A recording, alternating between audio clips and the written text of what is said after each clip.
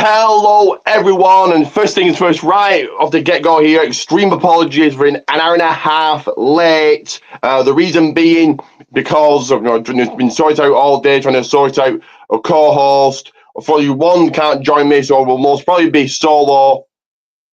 There'll be a solo episode of the Raining Rock podcast. A co-host may join me later on. We'll have to see here.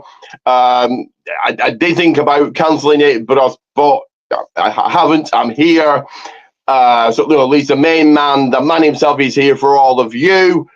So there's going to be a fairly quick episode. And it's just been me going over the wrestling and everything in between. But with a couple more new changes. This, of course, is the Raining Rock podcast. To like, subscribe, share, all of that. Get this shared everywhere. Because I, of course, am the excellent one, Ricky Goldman. Let's start and begin here, as I always do, with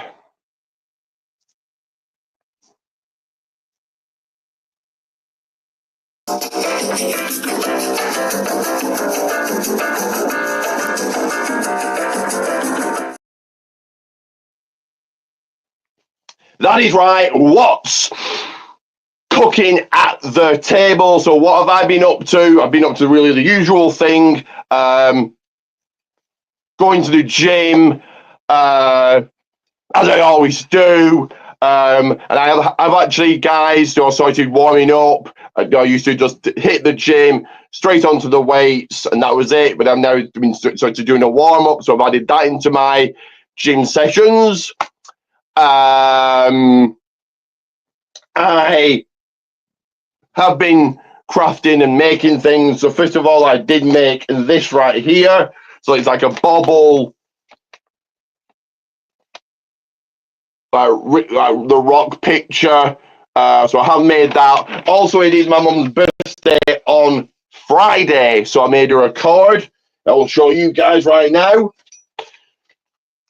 There it is. That's the card. So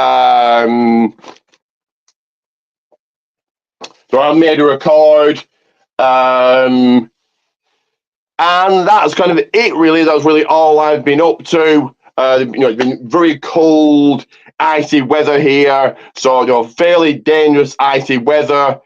So, yeah, the gym and the afternoons class that I usually go to every single week. Let's move along here. Like I said, this is a solo episode of the Raining Rock podcast. A like, share, all of that. If a co-host does join me later on here, great. Otherwise, like I said, it's going to be me alone and a fairly quick episode it shall be. But I think this is better than just cancelling it. So, moving along here to obviously the next segment, which will be this right here. And coming up, so the new added bonus, the new added thing to what's quick at the table is what I and guests that join, co-hosts that join, have got coming up. And I've just got more of the same, going to the gym, going to my craft thing. And yeah, that's it, really. So let's move on to the next segment here, which is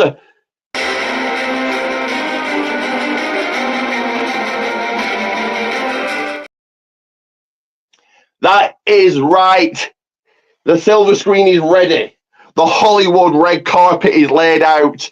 The glitz, the glamour, because it is movie talk.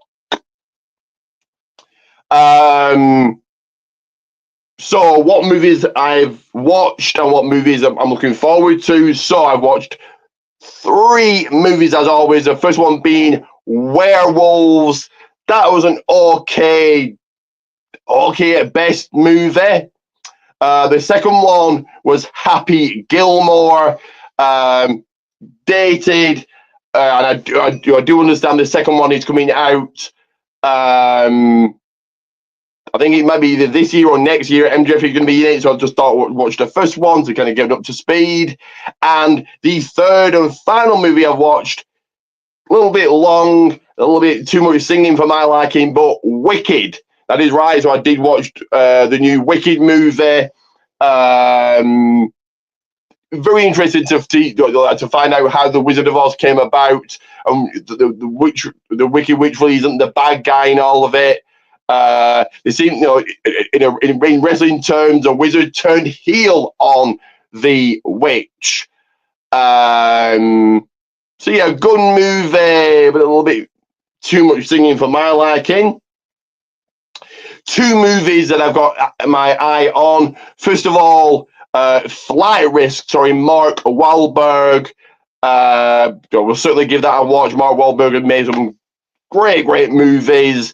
And the second movie I've got my eye on that I will actually watch probably after I've been done here. And you'll have to find out next week, did I watch it? And the next week episode will be on Saturday, because we've got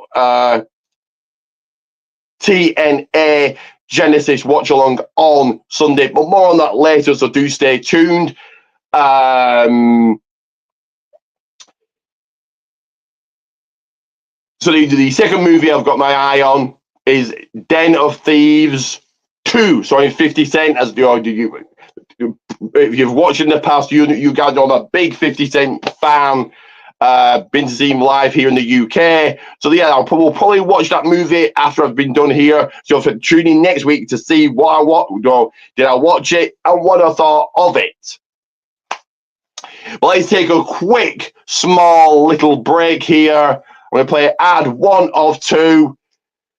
So take a good look at this one right here. And this will give you all the info you need about the best, greatest, goodest, coolest, sought for, most asked for pro wrestling teams in the world. So put your peepers on this.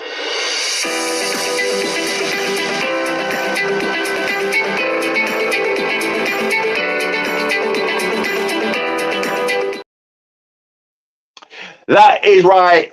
Go to Pro Wrestling Tees and type in and search Goldman's one. Only $9.99 for a t-shirt. So that's English pounds. That is American dollar. So you search, go to Pro Wrestling Tees, type in and search Goldman's one. Look at all my designs. Get them hand delivered to you, get them delivered to you, and let me know, and I can even give you a shout out here. In fact, I'll give you month-long shout outs. So again, Protein Tees, Goldman's one, Protein Tees, Goldman's one, search, look for and buy all designs. But let's hook up, because the ring is ready. The crowd, they are sat. And I have a championship to win, because it is time for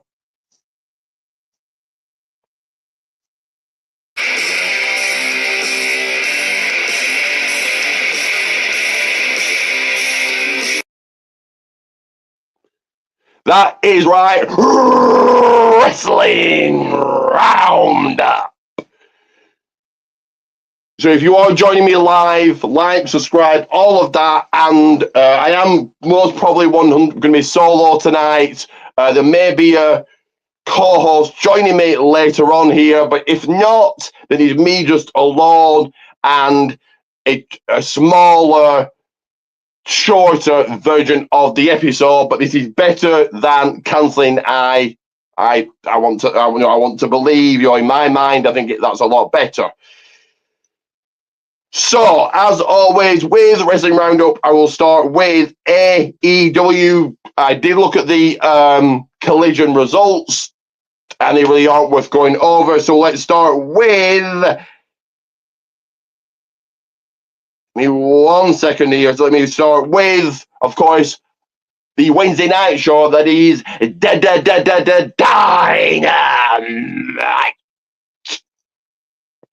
Give me 1 second here, guys, just before I go over that.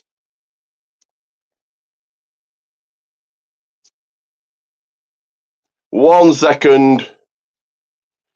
Just 1 second.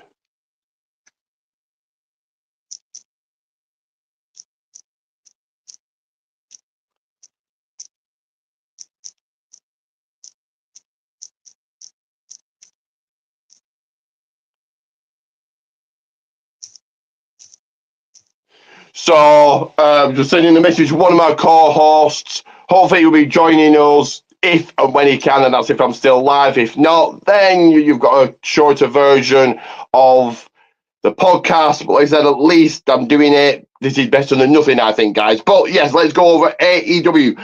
4 matches to go over. So, Will Ospreay defeated and beat Buddy Matthews. Okay. Bobby Lashley knocked off Mark Briscoe. Powerhouse Hobbs won a gauntlet match to go on and get a title shot at some point. I think that's really just going to be another random Dynamite. And Chris Statlander in triple threat action went over and won against Tony Storm and Willow Nightingale.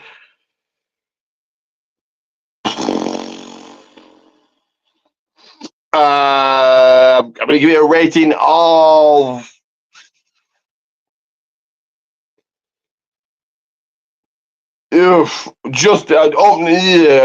jobber. I'm going to give it a rating of jobber just because, yeah, it wasn't like, AEW just doesn't leave me wanting more, and that is a bad thing. Just before I go over the Monday night show, the show that is uncut, the show that is savage, the show that is raw. For any new people joining me, I usually do have a co-host every week, but just couldn't find one, so it is me alone. Most probably for the entire episode. Like I said, it is better than doing nothing.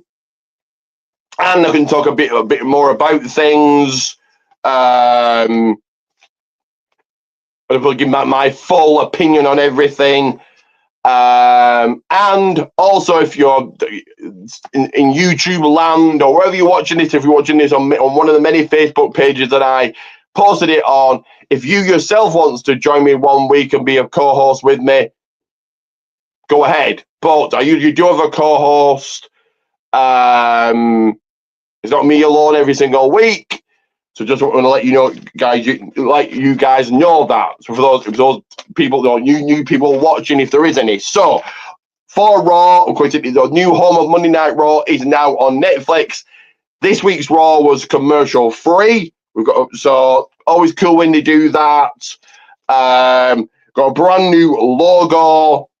What's cool? Theme music actually sounds quite decent. Ring mat.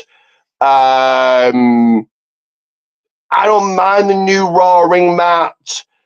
I think it's better than SmackDown's, in my opinion. The brand new announce table, yeah, it looks cool. Brand new microphones, they look okay, and brand new ref shirts. Yeah, the ref shirts look okay.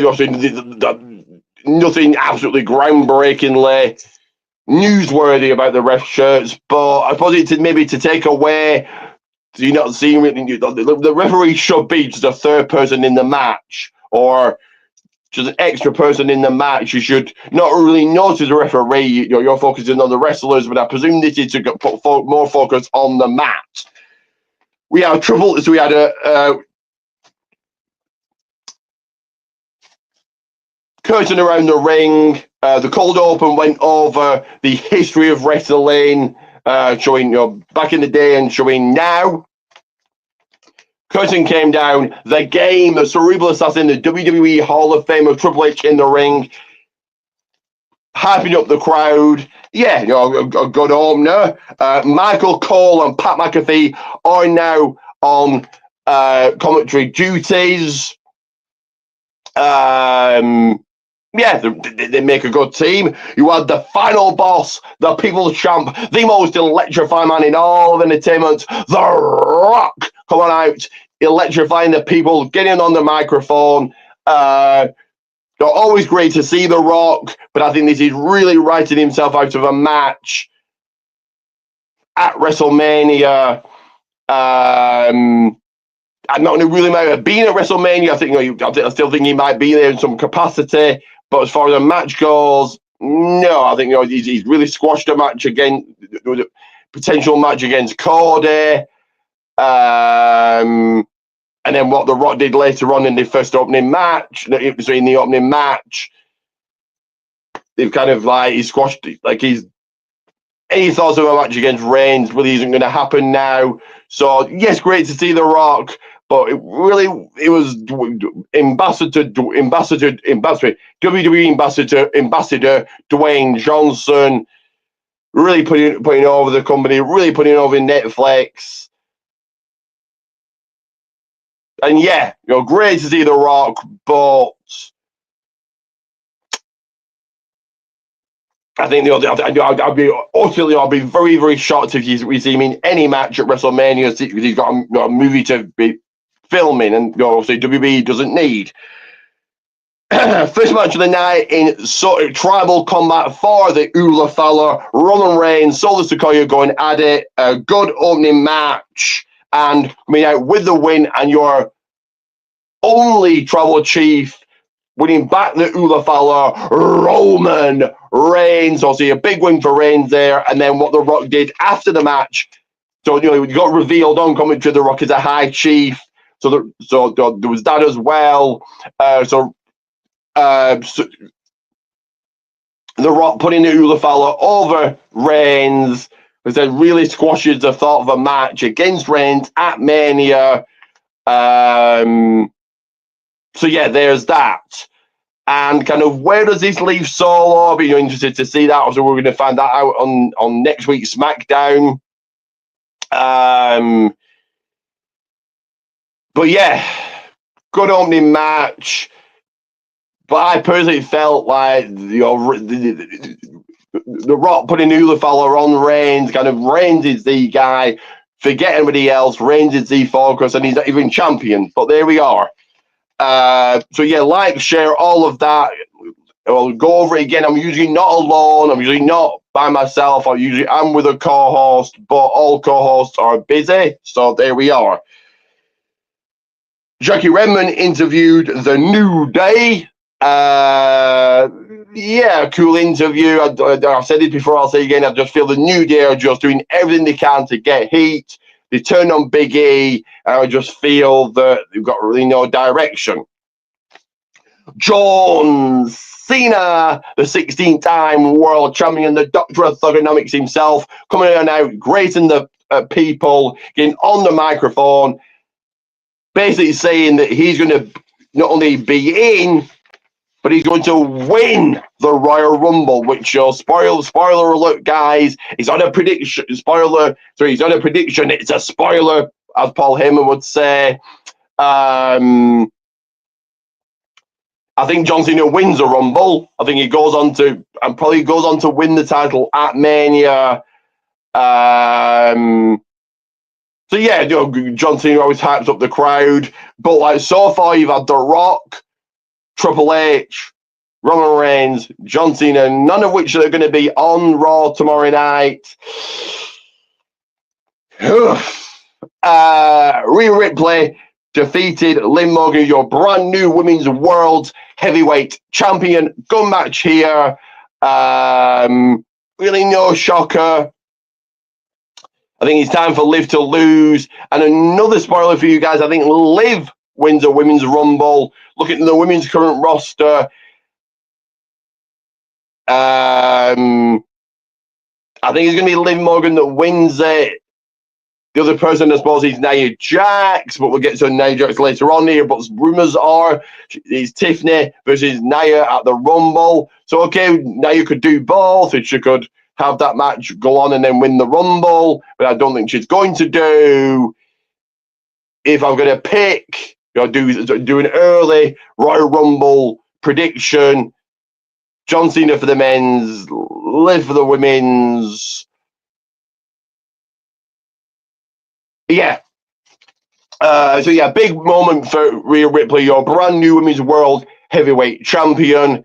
But things weren't done there. You had the dead man, the WWE Hall of Famer, The Undertaker, coming out, drove his motorcycle around the ring, did his pause with Rhea Ripley. So again, great to see The Undertaker, but he's going to be there next week. So,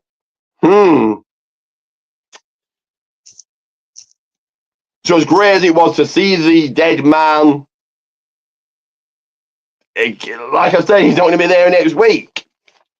So it was obviously purely just a pop a rating. And we'll get to the ratings later on here in news and headlines. 2 stories to cover, 2 stories to go over. So stay tuned, stay with me, stay watching, stay glued to your TV screens, phone screens, whatever you're watching this on.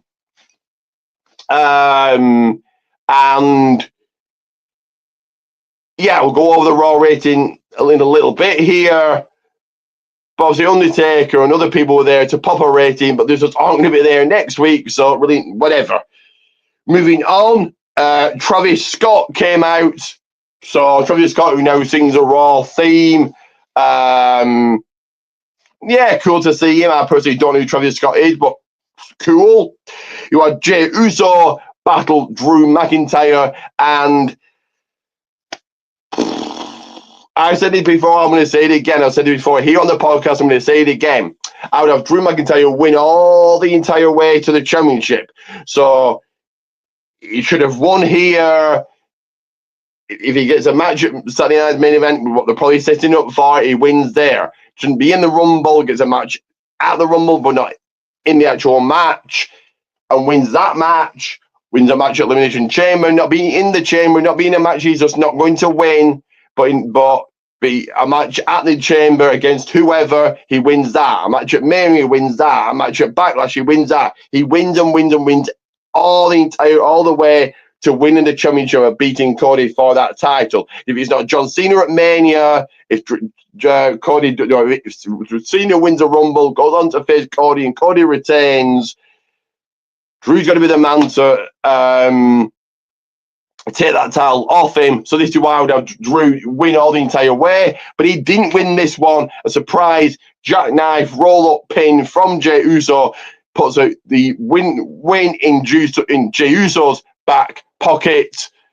I mean, 1 second, Neil might be a co-host coming on. Give me 1 second here. So, of course, maybe joining me.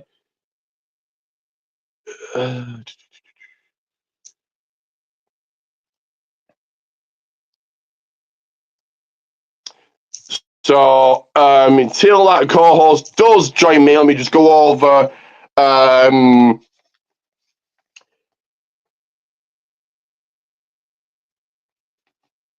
Just surprise jackknife pin from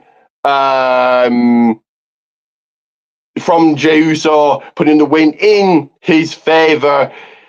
But like I said, Drew should have really won here. Like I said, I would have him win all the way to beating Cody for that title. I would even do Roman Reigns, Drew McIntyre at some point. Drew McIntyre's the bloodline hunter. So, Reigns should be that final mountain. Reigns has got the Euler Fowler back. Drew should be the final mountain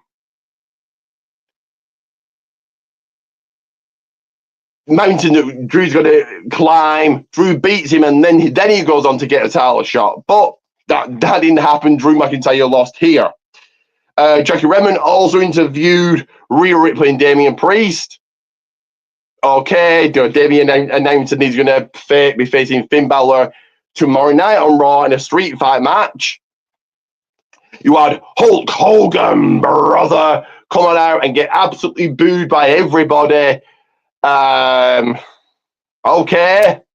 Another person that isn't going to be there next week, if on TV ever again.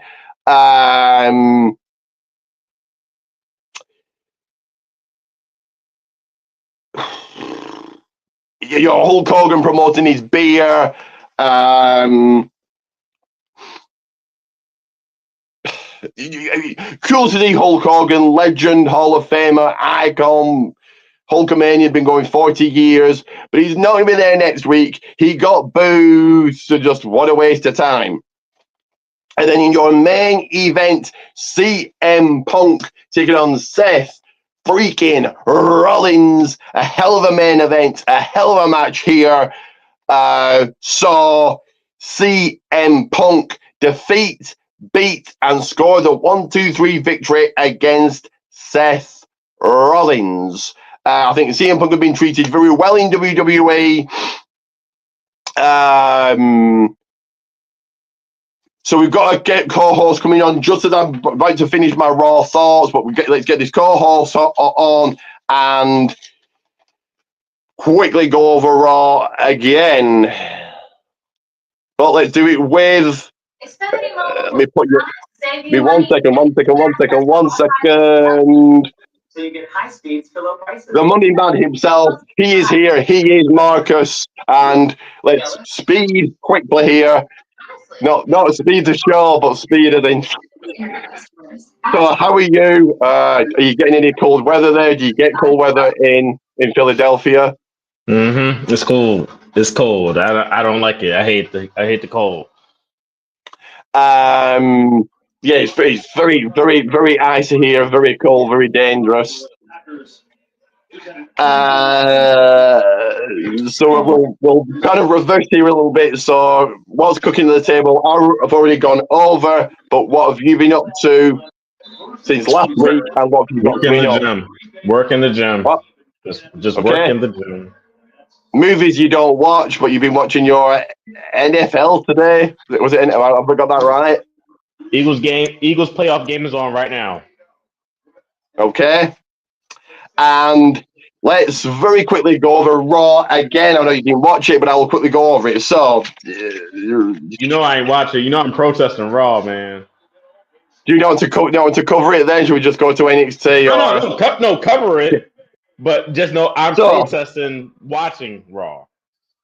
So, we've gone over the new logo. Okay, so you saw the new ref shirts also on SmackDown. SmackDown and NXT. But your quick thoughts on the new ref shirts? I actually don't like them.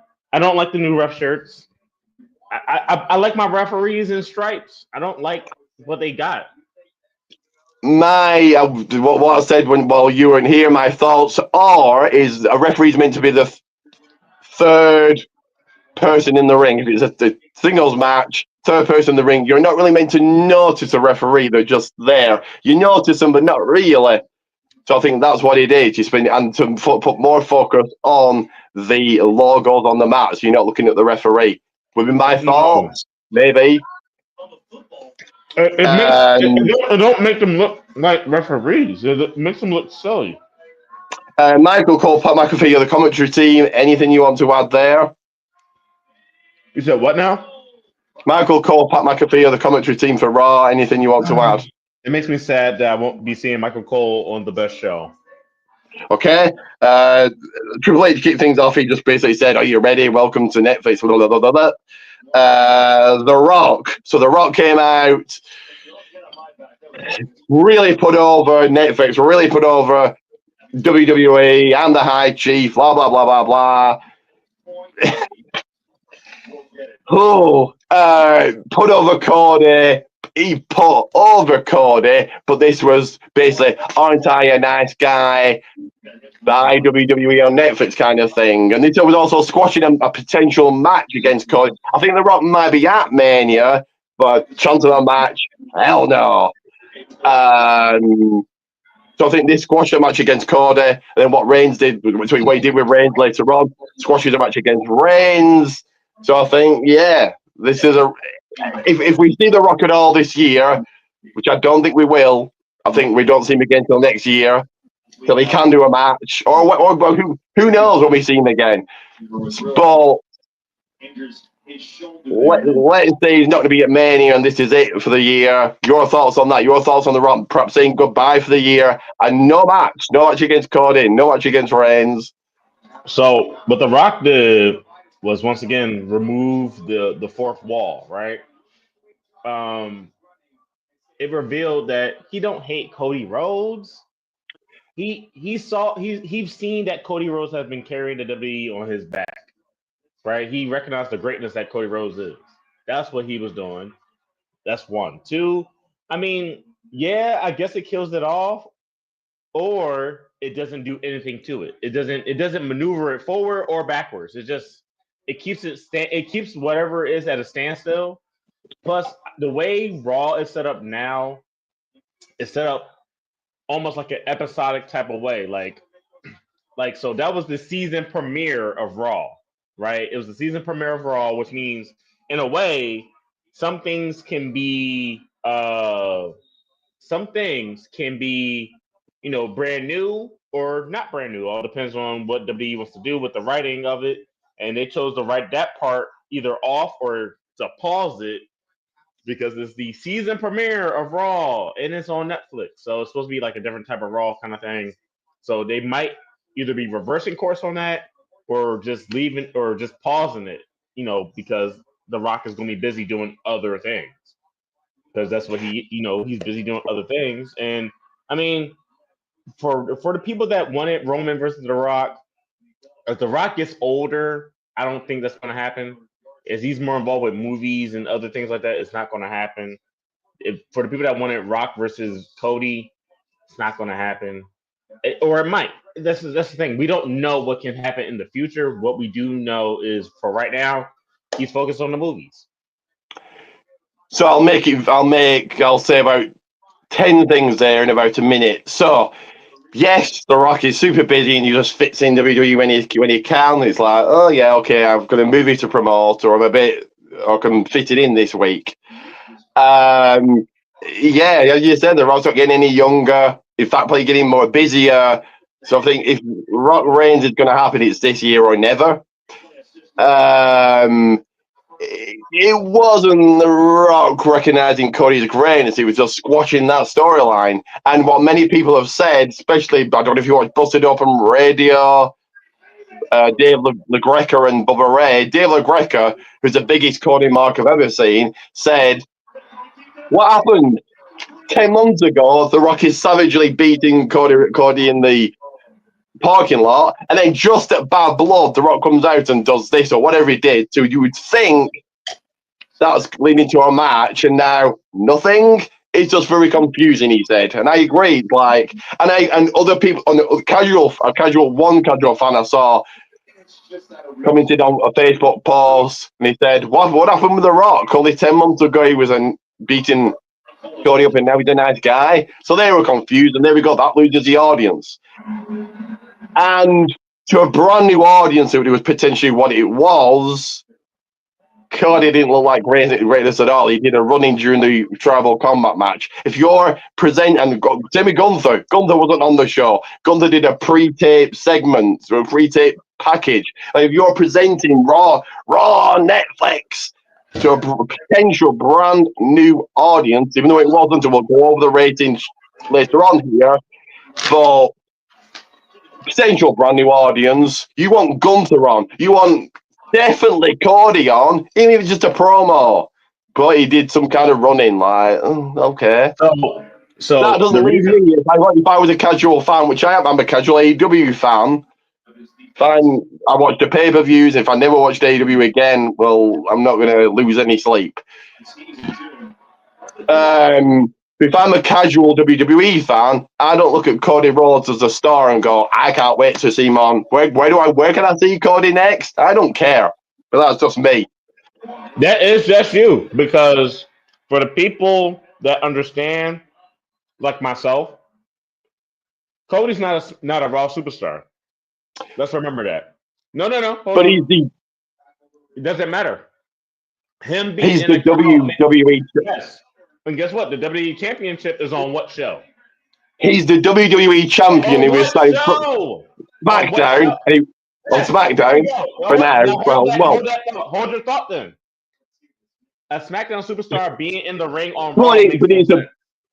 It doesn't matter. It But don't he looked matter. like a joke sat in the front row, No, marking out over The Rock and laughing The Rock like they were best friends. To marks of Roman Reigns and The Rock, yes.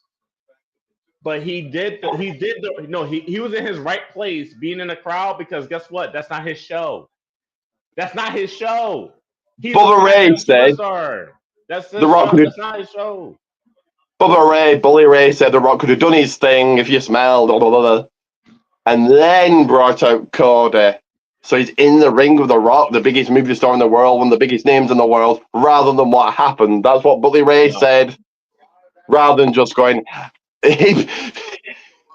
Bully Ray basically said, he was like, The Rock, oh, Cody, be a good boy. You sit in the front row with the rest of the marks watching me because that's your place. I'm The Rock, and you're going to sit in the front row. And I Forget being the WWE champion. You're sitting in the front row to watch me. Well, and I would have come out, and I'm not.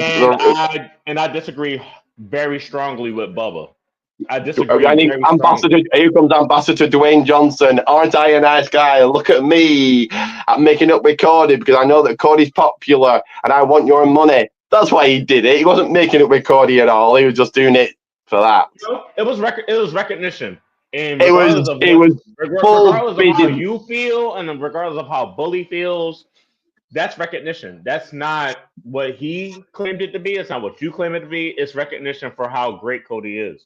And the fact that Cody is on SmackDown. Okay, let's move on to Roman Reigns has got back Azula Fowler defeating Silver Sky in a Tribal Combat match. So your thoughts on this? Also, my big question is, where does Solo go now? He's going to be on SmackDown next week. Like I care, but he's going to be on SmackDown next week. Well, what's left? Well, your thoughts? I don't know what's next for Solo. Since he lost his I mean he still has a tribe. That's the thing about it, right? That's the thing that makes it interesting. Roman is a chief with no tribe still. Solo at least has a tribe. He at least has a tribe of people that follow him. Roman don't got no tribe. He's just a tribal chief without a tribe. That now is making no sense. So I think Solo should still be on his tribal chief type of mode because he still has a tribe. Now he might be a slow build. It might be a slow build going. And we go and talk about SmackDown later, but it's going to be a slow build. So I'm gonna leave it there until we talk about Smacky Deeds. John Cena, the man you can't see, the 16-time world champion, wants to be 17-time world champion, which I think he's going to be at some point this year. Basically came out, harping up the crowd, and basically seen him in the Rumble. As I said earlier before you came on, spoiler alert, this is another spoiler prediction. Like Paul Heyman says. Is that how he says it? It's not a prediction. Sorry, it's not a prediction, it's a spoiler. I think John Cena wins it. I think he wins and probably takes the title at Mania. But as far as the Rumble goes, I think he wins. So your thoughts on Cena announcing himself for it? I mean, as he should. This is his last full-time year as a WWE superstar. So it's sad to see that he's about to go, but this is the beginning.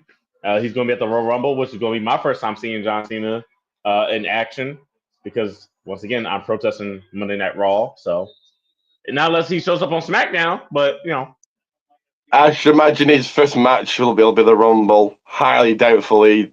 I think he saved it for the Rumble. And very quickly so far, Triple H, The Rock, Reigns, John Cena, none of them will be there tomorrow. Okay. Anyway, Rhea Ripley's your brand new Women's World Champion, defeated Liv Morgan. Spoiler alert, Liv Morgan's my pick to win the Women's Rumble. Just because I'm looking at the roster, I don't see anybody else doing it. But Rhea Ripley wins the title, and then you had Someone else that won't be there tomorrow. The Undertaker, come on out, drives his motorcycle around the ring, does his pose with Rhea. Cool to see Taker, but he was there to pop the ratings. Did they still have ratings on Netflix? So yeah, your thoughts on Rhea winning the title back and Taker being there? I don't like it. Obviously, I don't like Rhea winning the title back because I don't know what Rhea Ripley, the babyface, with the title is going to do. I don't know. Once again, I won't be able to see it other than through Instagram. But I don't know what that's going to look like, what it's going to feel like, if it's going to be her really helping the title, putting the title over. Because for Rhea, her being the hunter, not the hunted, as a baby face, it's weird. It's just weird because it's not like she could do dastardly things to retain it, and I can name at least 4 heel women on the Raw 5 heel 5, yeah, 5 heel women on the Raw roster. 6, probably 6, but that's all I got. That's all I think. But I don't know. I'm not too much of a fan of her getting the title back right now. She should have got it back at Mania or something. Name probably 10 heels, but could I name ones that? Okay, could I name ones that are a threat to Rhea? You think, oh, that person's beating Rhea. There should always be that suspension of disbelief and that doubt in your mind of Rhea could lose the title tomorrow for all we know. That's why I said 6. So Liv, Raquel, and that's it. Everybody else is mid card. Damage control, heel, pure fusion collective. Ugh, they're beyond, not even mid card. They're below. They're play jobbers. But I mean, you class them as mid card. The last big. I know doing so he got to the semi-finals, but who else have they got on Raw that's like you think, oh, that person could do it? I think Sonya. I think that whole collective that they have can do it if what using heel tactics. Shayna, and I've said this before many times. You should be a 50-time world champion. She's got legit skills, but just hasn't got the charisma to back it up. So the woman can't cut a good promo. That's the reason why they haven't really put her over. She can't cut a good promo to save her life. Your thoughts about the Undertaker being there? Useless. It was so useless, but it once again they went all out for this Netflix premiere, and now it's about to be business as usual. It is so damn sad because I mean, for Rhea, it's a great moment. I love the fact that Rhea loved that moment, like she spoke about it. She loved the fact that she loved that moment, but man, what a useless use of the Undertaker. Man. I'm glad Triple H played that, man, because man, that was such a useless use of Mr. Dead Man. What else do you do with him? He's too. But he didn't want to take too much away from Rhea, and he could have choked Sam Dumb, I suppose. But yeah. But then you have the internet talking. Go, hey, choked Sam Dumb. He's coming back to the match. So whatever. Travis Scott came on out with Jey Uso. So your thoughts on Travis Scott being on Raw? I don't know if you're a fan of him. And Jey Uso beating Drew McIntyre. Just as you were coming on here, I said, Drew, I've said this many times on here, should be pushed all the way. If it's not Cena at Mania with beating Cody, it's Drew beating Cody. Because who else is there? Oh, unless you do it, does the win do it at the Rumble? A lot of match would be a perfect way to take the title off him without Cody looking weak. Oh, wait, and then you could do Owens Zayn at the Chamber. So, your thoughts on Travis Scott being on Raw and Drew losing to Jey? I like Travis Scott. I mean, I haven't liked a full album from. I haven't liked a full album from Travis Scott since his first album, The Rodeo. But I mean, I haven't heard the song for Raw because once again I'm protesting Raw. So once again, I would It's never hear the song. it's a fairly decent song. It's, Well, also Ricky, me and your taste in music is totally different. So okay. you Well, you it's can't not something I'm going to you can't listen to and think, "Oh, that's fantastic." It sounds okay for a theme. you can't speak for me in this instance because I also like the Judgment Day's new song and you don't. Uh, So yeah. you know, so I mean, I also like his hardcore title. His rendition of the hardcore title actually looked really freaking cool. For those of you that have not seen it, I would look it up on the internet because that hardcore title actually looks pretty damn cool. I mean, it doesn't look better than the original hardcore title, but it looks pretty damn good. Um, he came up with Jay Uso. Yeet. Jay Uso beat Drew McIntyre. Is that what you said? Surprise jackknife roll up pin. What Yeet. Drew went. Love it. I love that. I love that. But I think, I mean, I've said it in our group chat. I think Drew McIntyre is going to win the Royal Rumble because he should go on a tirade and absolutely destroy everyone. And he could be the one that takes the title off of Cody. Okay, yeah, don't mind that. Yeah, Drew, Cody, but okay. I like that, but he's to me personally, Drew Cody doesn't think, oh, WrestleMania. That's probably a main Mm-hmm. event for No, SmackDown. that's a WrestleMania main event. I don't know. You tripping? You crazy? And then you could do Cena wins a chamber and he goes after Gunther. You could do that, yeah. Mm-hmm. Mm-hmm. But I just feel that it's Cena's last Rumble and they're going to go all the way with him. Hulk Hogan, brother. Coming out, touting his beer, his real American beer, brother. Getting absolutely booed. Personally, cool to see him. He's a Hall of Famer, legend, Hulkamania, all of that. But again, another person isn't going to be there next week, if ever. I don't think this is the last we ever see Hulk Hogan on TV. But okay, yeah, if it isn't TV, you know what I mean. But what a waste of time! He just got booed. And CM Punk defeating Seth freaking Rollins. Good main event. Yeah, like I said, as you were coming on here, WWE have really done really well with Punk. A handful of matches. The first match on Raw in 10 years.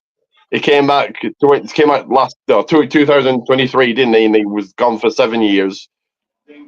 So, I said just over 10 years because he left in 2014. Yeah, good main event. I'm going to give you a rating of. So you take away The Rock, Hogan, Taker, Triple H, and Cena. Cool that they were there, but they're not going to be there next week, and just ugh. So I'll say mid card. I'll say mid card rating. So your thoughts, if you want to add anything about Hulk Hogan, CM Punk beating Rollins, and the rating. Fuck Hulk Hogan. That's a sentiment that we all know. Fuck Hulk Hogan.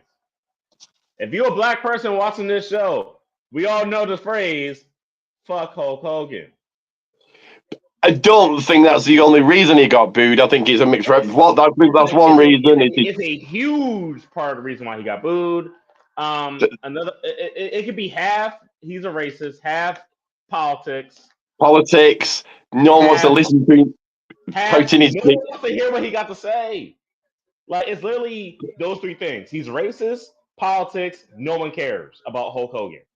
Racism, politics. Who cares about his beer?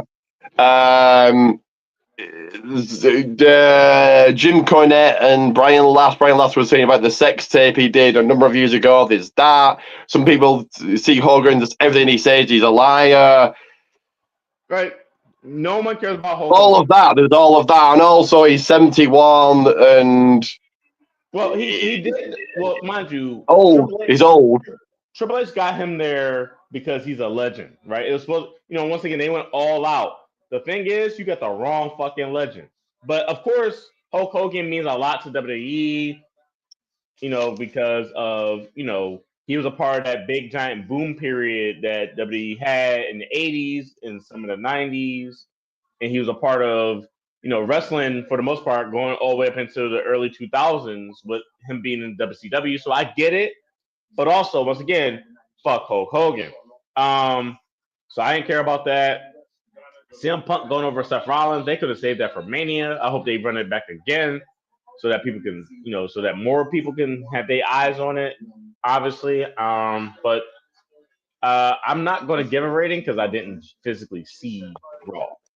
Rumors are, and this is only rumors for now, but Punk reigns at Mania, so yeah, I would imagine Punk and Rollins cost each other the Rumble match, and maybe they do another match at the Chamber, possibly. I don't know. Your first NXT or Tuesday night NXT of the year was New Year's Evil. Cool. Corey Graves joined the commentary team. I presume he's just he's only could be on NXT every week, couldn't he? Because it's Wade Barrett and Joe Tessitore on SmackDown. I like Corey Graves. I know some people don't like him. But for me, I don't think a three-man booth works. If you've got that third person, always just saying, I think a two-man works much better. But Corey Graves was on commentary. Julia is your brand new NXT Women's Champion, as I called it. Yeah, she's a future. I see Roxanne Bray being called up. I think she gets called up in the Rumble. And then, yeah, maybe possibly a rematch at Vengeance Day next month. So then it's a full call up. But I think Roxanne's on her way to the main roster. So your thoughts on Corey Graves on commentary, the new champion, and do you see Roxanne coming up, being called up anytime soon? Corey Graves had to grow on me. As a Philadelphians have this thing against people from Pittsburgh, and that they're lower tier people compared to us being higher tier people because we're from the biggest city in the state of Pennsylvania, and they're from the second biggest city in Pennsylvania. And I've been to Pittsburgh. Pittsburgh's cool. It's not Philadelphia. I mean, it's not nothing like Philly, but it's Pittsburgh. But Corey Graves, he grew on me. I used to hate him. Now I don't mind him that much. I agree with you though. I don't like a three-man team. I don't like three-man teams. I think three-man teams are ridiculous. I think it's weird. I think it doesn't make any sense because you got a commentator, you got a color commentator, and you got another color commentator? Like, why? Why are we doing that? That's weird. That's weird as hell. Come on, man. I don't like it. I hate the idea of the three-man. I like Corey. I love Booker. I love the other guy, Victor, blah, blah, blah, blah, blah. Vic Joseph, yeah. Yeah, Vic Joseph, but adding Corey Graves to that team, so here's the thing. Corey Graves got taken off of Raw because, well, what they did for commentary, and I don't know why I'm so passionate about commentary. They took, obviously they're trying to once again, and I'm going to say this, about the Rock's promo. I'm going to just kind of skip ahead a little bit, not to ruin your thing. But Raw is the show that they try to get you to watch. So you know what they're going to do? They're going to get the A team, the A+ commentary team of Pat McAfee and Michael Cole on Raw, right? And Corey Graves was doing commentary on what, SmackDown? Was he doing SmackDown? He was doing SmackDown with Michael Cole, right? No, it was yeah. So what the hell was Corey doing? He was on SmackDown. Okay, the commentary team is a big. Okay, the commentary team is a big part of a match and the storytelling. Yeah, I mean that's what we're it goes back to me being not me personally, but being a casual fan. A casual fan don't care about the commentary. It could be silence. They care about the stars. And right, but what I'm saying is, because on Monday Night Raw, it was Joe Tessitore and Wade. NXT, it was Vic and Booker, and on SmackDown, it would be Michael Cole, Corey and or Pat McAfee whenever McAfee was done with college football. So Raw now has the A team of Cole and McAfee, and then SmackDown gets the B team with Tessitore and Barrett. And I'm not going to call Booker and Vic a B minus team. They're also a B team, but adding Corey Graves makes it like a B minus team now. Not because of Corey Graves being bad, it's because it's a 3-man, not a 2-man. So I didn't really like that, but it is what it is. And Julia winning the title, I like it. I hope Julia keeps improving on her promo skills, because obviously, as we all know, for foreign people, it's harder to cut a promo and and really come off really good on the microphone versus someone that's either English like yourself or American like myself and cut a promo. But I'm hoping that she improves her promo skills, because obviously she's a great in-ring performer. Obviously her weakness is obviously cutting a promo, being entertaining on the microphone, right? But I love the fact that she won. Roxanne, will she go to the main roster? It's inevitable. She's going to go, but I don't think it's going to happen. She's going to get called up for the Rumble, but only for the Rumble. She's not going to be permanent after the Rumble. I think what they're going to do, what they might end up doing with Roxanne, is what they did with Metaphor, which is do a test run to see how it works, see how they work on the main roster, give them a little test trial, give her a test trial, but eventually after Mania, then call her up. She has had a couple of matches already on the main roster. I think she had one on Raw and then one on SmackDown. Suppose that was the tester. And the crowd liked her, but yeah. I mean, yes. Hopefully she doesn't end up like Valkyria. Yeah. Yeah. Well, yeah. Well, very, very quickly. So, booked for Raw tomorrow. None of this again to a casual audience, to the brand, to a potential. Which I don't think it was a brand new audience. For those that know the number, you know the number. If you don't, you'll find out here soon. But I don't think it was a casual audience at all, really. Maybe a few, but no, the majority wasn't. But for the potential casual audience, Sheamus, Lovey Kaiser, Priest versus Balor street fight, finals for the women's IC title tournament. So Lara Valkyrie, Dakota Kai, and probably Pence. I think we all know it's going to be a Pence versus Chad Gable. None of that pulls a casual audience in. Anyway. And the casual WB audience have no idea who Penta is. Anyway, Stephanie Vakia over Kalani Jordan, Cora Jade, and Lola Vi in a fatal 4-way match will go on and get women's North American title shot against Fallon Henley, probably at Vengeance Day, because they're not going to pay-per-view until then. So I'll ask your thoughts first on that, and then add mine. So Stephanie Vakia getting a title shot. For those of y'all that don't know, I love me some Stephanie Vakia, but the only time I've ever seen her was on NXT. So for those of you that might be like, "Oh, you never seen Stephanie Vakia in Lucha Underground?" No, I did not. I don't know where she came from. If Lucha Underground is where she came from, I've never seen her before until she came to NXT. I love some Stephanie Vakia. I feel like she should be the women's NXT champion. My thoughts and my thoughts only. Maybe some of y'all agree. Maybe some of y'all don't. I don't know. But I love the fact that she's getting the title chance soon at some point in time. I love that. And I also hate the fact that Shotzi is also in the way, because what did she do to deserve that? Oh, I picked Fallon Henley during a tag match, you dumb.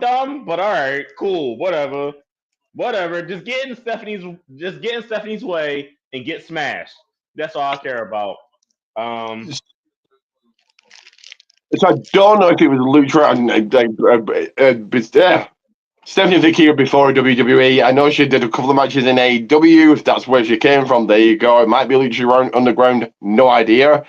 They finally just won it at not a Deadline, the pay per view before that, I think, or was it Deadline? It was the pay It per view. wasn't. I think it was the pay per view. Was it Deadline? Halloween Havoc, I want to say. Yeah, no, Halloween Nah. Havoc. Yes, it was. It was Halloween Havoc because they Really? spun the wheel, spun the wheel Oh to make the deal. yeah. I remember That was that. Yes. October, so November, December, January, February. 4 months, for 3.5 months. You could take the title off, but I think Stephanie fails this time and she wins Mania weekend at Stand and Deliver. The problem with Fallon Henley is that her gimmick, her stable's boring.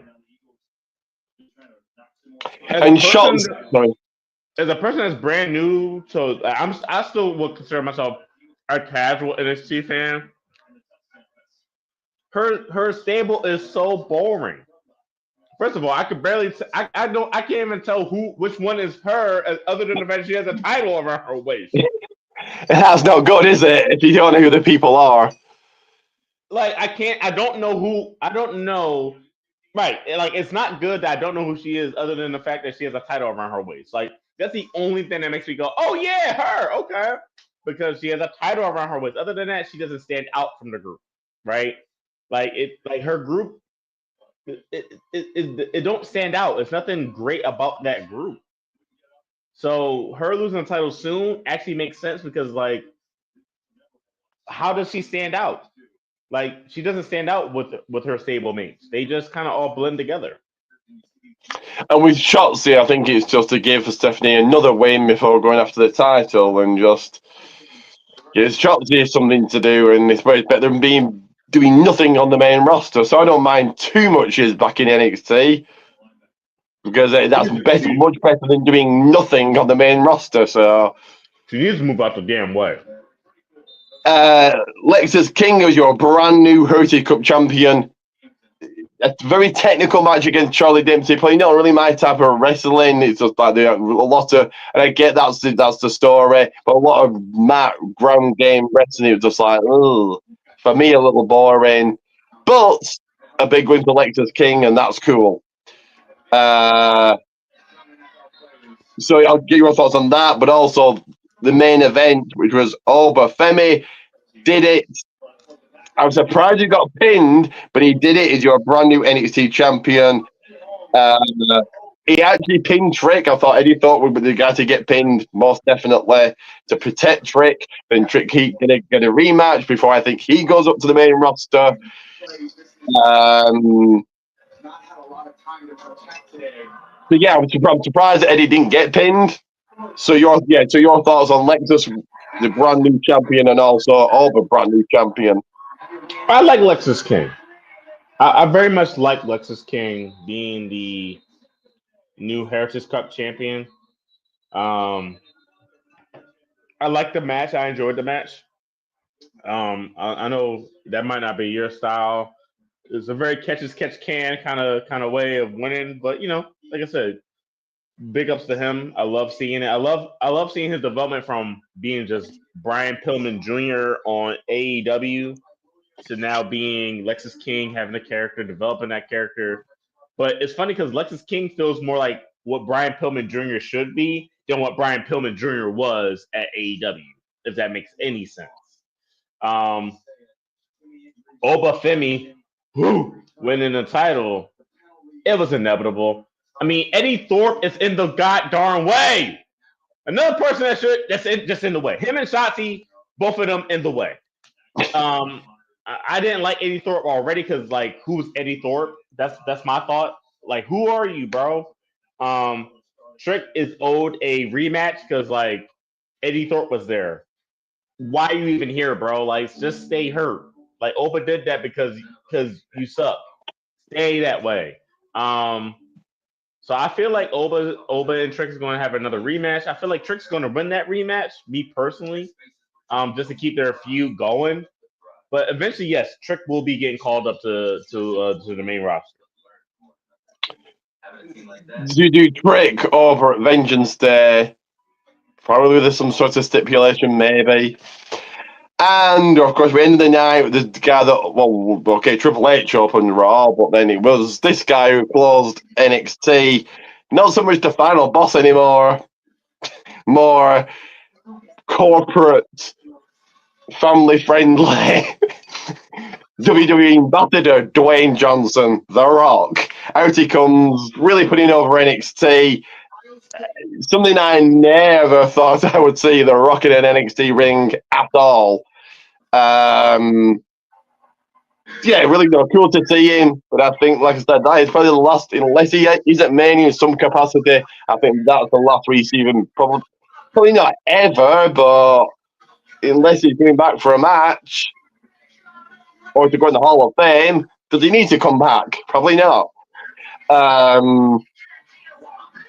So yeah, cool, great way to end NXT, and I'll give it a rating of probably a main event. I thought it was a really good NXT, not just because The Rock was on, but I thought everything else flowed and went really well. So your thoughts on The Rock ending NXT and your rating?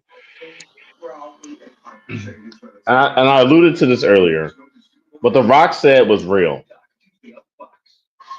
NXT is a show that you have to watch. Want to watch, right? Because you want to see the stars of tomorrow today, right? In years' time, Roxanne went from being NXT champion in some I don't know if it's 2-3 years, maybe 4 years from now. That woman will be holding up one of those main roster women's titles. Trick probably won't be world champion, but he definitely will be U.S. or Intercontinental champion for sure. Just look at Tiffany. She's been on the main roster for when did she debut? I think they said it this week. 10 months or something like. If it's a year, I would be shocked that she's been on the main roster and she's already champion. Right. So once again, she was a star of tomorrow that they saw in NXT today. People want to see NXT, right? They want to see that. People have to see SmackDown. You have to see it because once again, it's a show that you have to see to believe what's going on. Raw is a show they're trying to get you to watch. Why? Because it's brand new. It's on Netflix, and we already know all the pop and circumstance from this week ain't happening next week, the week after, the week after, the week after, the week after. Him putting over NXT, it wasn't just putting it over; it was being real. It was being honest. He was like, "Listen." He met everybody. That was probably his first time meeting everybody in the back. He was like, "Yo, this roster looks good, y'all. Y'all already know." And he already know, mind you, he's probably like, "Listen, you guys already know something that I didn't know, and that this roster is amazing. Y'all know this already. I didn't know until today that this roster was banging like that. This roster is putting out hits. Is going to put out more hits than probably Raw will, probably SmackDown will. This is a great show. This is a show that you want to watch. The fans want to watch this show. Look how intimate the crowds are, right? It's smaller crowds, but the energy that you feel, right? He had goosebumps. Now, mind you, of course, you said family friendly. This man was cussing on TV. This man was cussing on TV. That's not family friendly. But the gist is he's putting over a company that honestly doesn't always get put over. Because we look at NXT as developmental. I still look at it as developmental because some of those matches be real sleepy. Like, damn, did CM Punk give me a GTS because I feel like I'm going to sleep? But NXT is the show you want to watch because the stars of tomorrow are here in this program. You got former NCAA college athletes who are becoming wrestlers, and they're doing an awesome job at doing what they're doing. Sure, you could watch Cody on SmackDown. Sure, you could watch CM Punk and Seth Rollins on Raw. But why not watch Stephanie Fakir? Why not watch Julia? Why not watch a former shot put thrower in Oba Femi? Why not watch a former football player in Trick Williams? Why not watch a former soccer player in Jada Parker? Why not watch a former gymnast in Kalani Jordan? Why not watch these people? And if you're missing out on Obafemi, then you are to my audience and watching now and or later on, then you're definitely missing out on Oba. He needs to be seen to be believed. I think I've said it before about Oba, he gets better every single time, whether that's on the microphone, in the ring, backstage, anything. Honestly, He improved and improved. No, you're right. And I think, and honestly, for me, I just started getting into NXT, September? No, October, probably during the summertime. So I'm new to NXT, you guys. And I'm going to tell y'all straight up, NXT is definitely, like, from what and I feel like I picked the best time to watch NXT compared to years past. I know people talk about Adam Cole, baby. I didn't want to watch during that time period because I felt like he had a reign. He was reigning the way Triple H reigned overall years ago, right? It felt like that, right? I didn't watch Keith Lee in NXT. I didn't watch Finn Balor in NXT. I didn't watch a lot of these people that was in NXT. I didn't watch them. Right now, this is the best that NXT has ever been. But of course, my opinion is different from everyone else's. Everybody's gonna have their own opinion, but I feel like right now NXT is at its best as it's ever been since it's been a thing. I think it's been on fire, and I couldn't even the shows that are a little bit filler are still good. I couldn't think. I can't think of. So last year, I can't think of a single NXT that I thought, oh, that were bad at all. Even the fillers were decent. Mm-hmm. And yes, like The Rock interacting with Ethan Page. Ethan Page was in AEW before WWE, so I imagine that's the first time they met. And what was hilarious is like none of us know, because I think the fans in the know what you're watching NXT for the most part. It's for the hardcore crowd for the most part. So we all know that The Rock is Ava's father, and he acted like they weren't. It was like, okay, fair enough. We all know differently, but fair enough. And like The Rock thing, I don't know what to say out there. Like, you're The Rock, you definitely know what to say, but whatever. Your rating for the still in this week's NXT. I'm giving NXT main event. That it was good. It was good. It was a good show. We'll speed to the next one, and we'll get your thoughts on it. You should ask you about speed, and we'll get your thoughts on it this week. And it was Natalya, Candice LeRae, ended in a draw, so it protects Natalya a little bit, but Candice is still champion. Natalya had Candice in the sharpshooter, and Candice remained, didn't tap out anything before the time expired. So, I'll give it a rating of just over opening match. But your thoughts on speed, if you've got any, of Natalya and Candice ending in the draw? Nah, I don't got enough for that. So, Mackie D's. So, as we mentioned earlier, Wade Barrett and Josh Tessitore are on commentary. Cool. I think they work well together. I do like Wade, not just because he's from the UK, but I think he is a good commentator. Ladies and gentlemen, Paul Heyman came on out. Then Cody Rhodes did.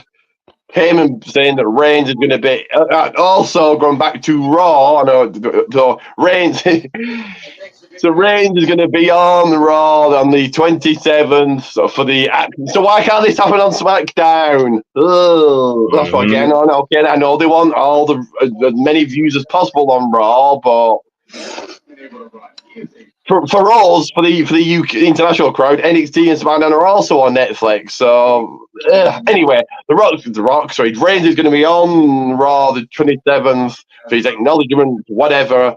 And Goldberg is going to be on Raw, and they're probably going to reveal that Reigns is the cover star for K25.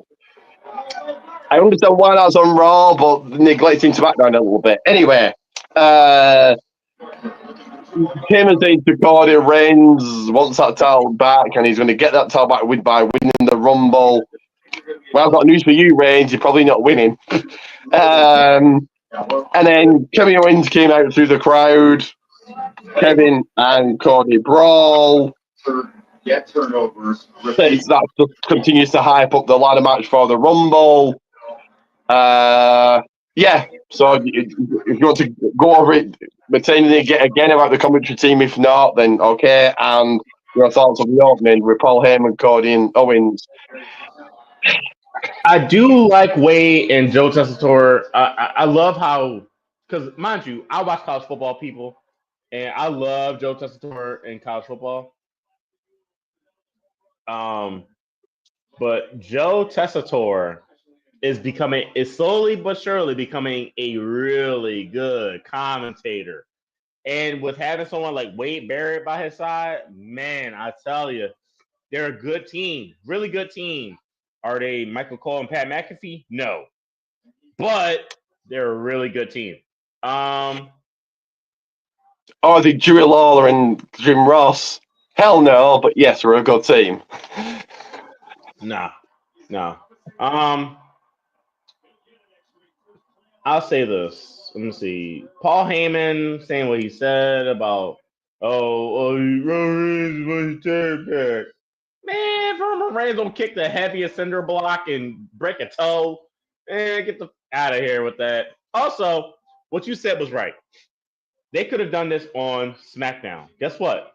You want to know why they ain't doing it on SmackDown?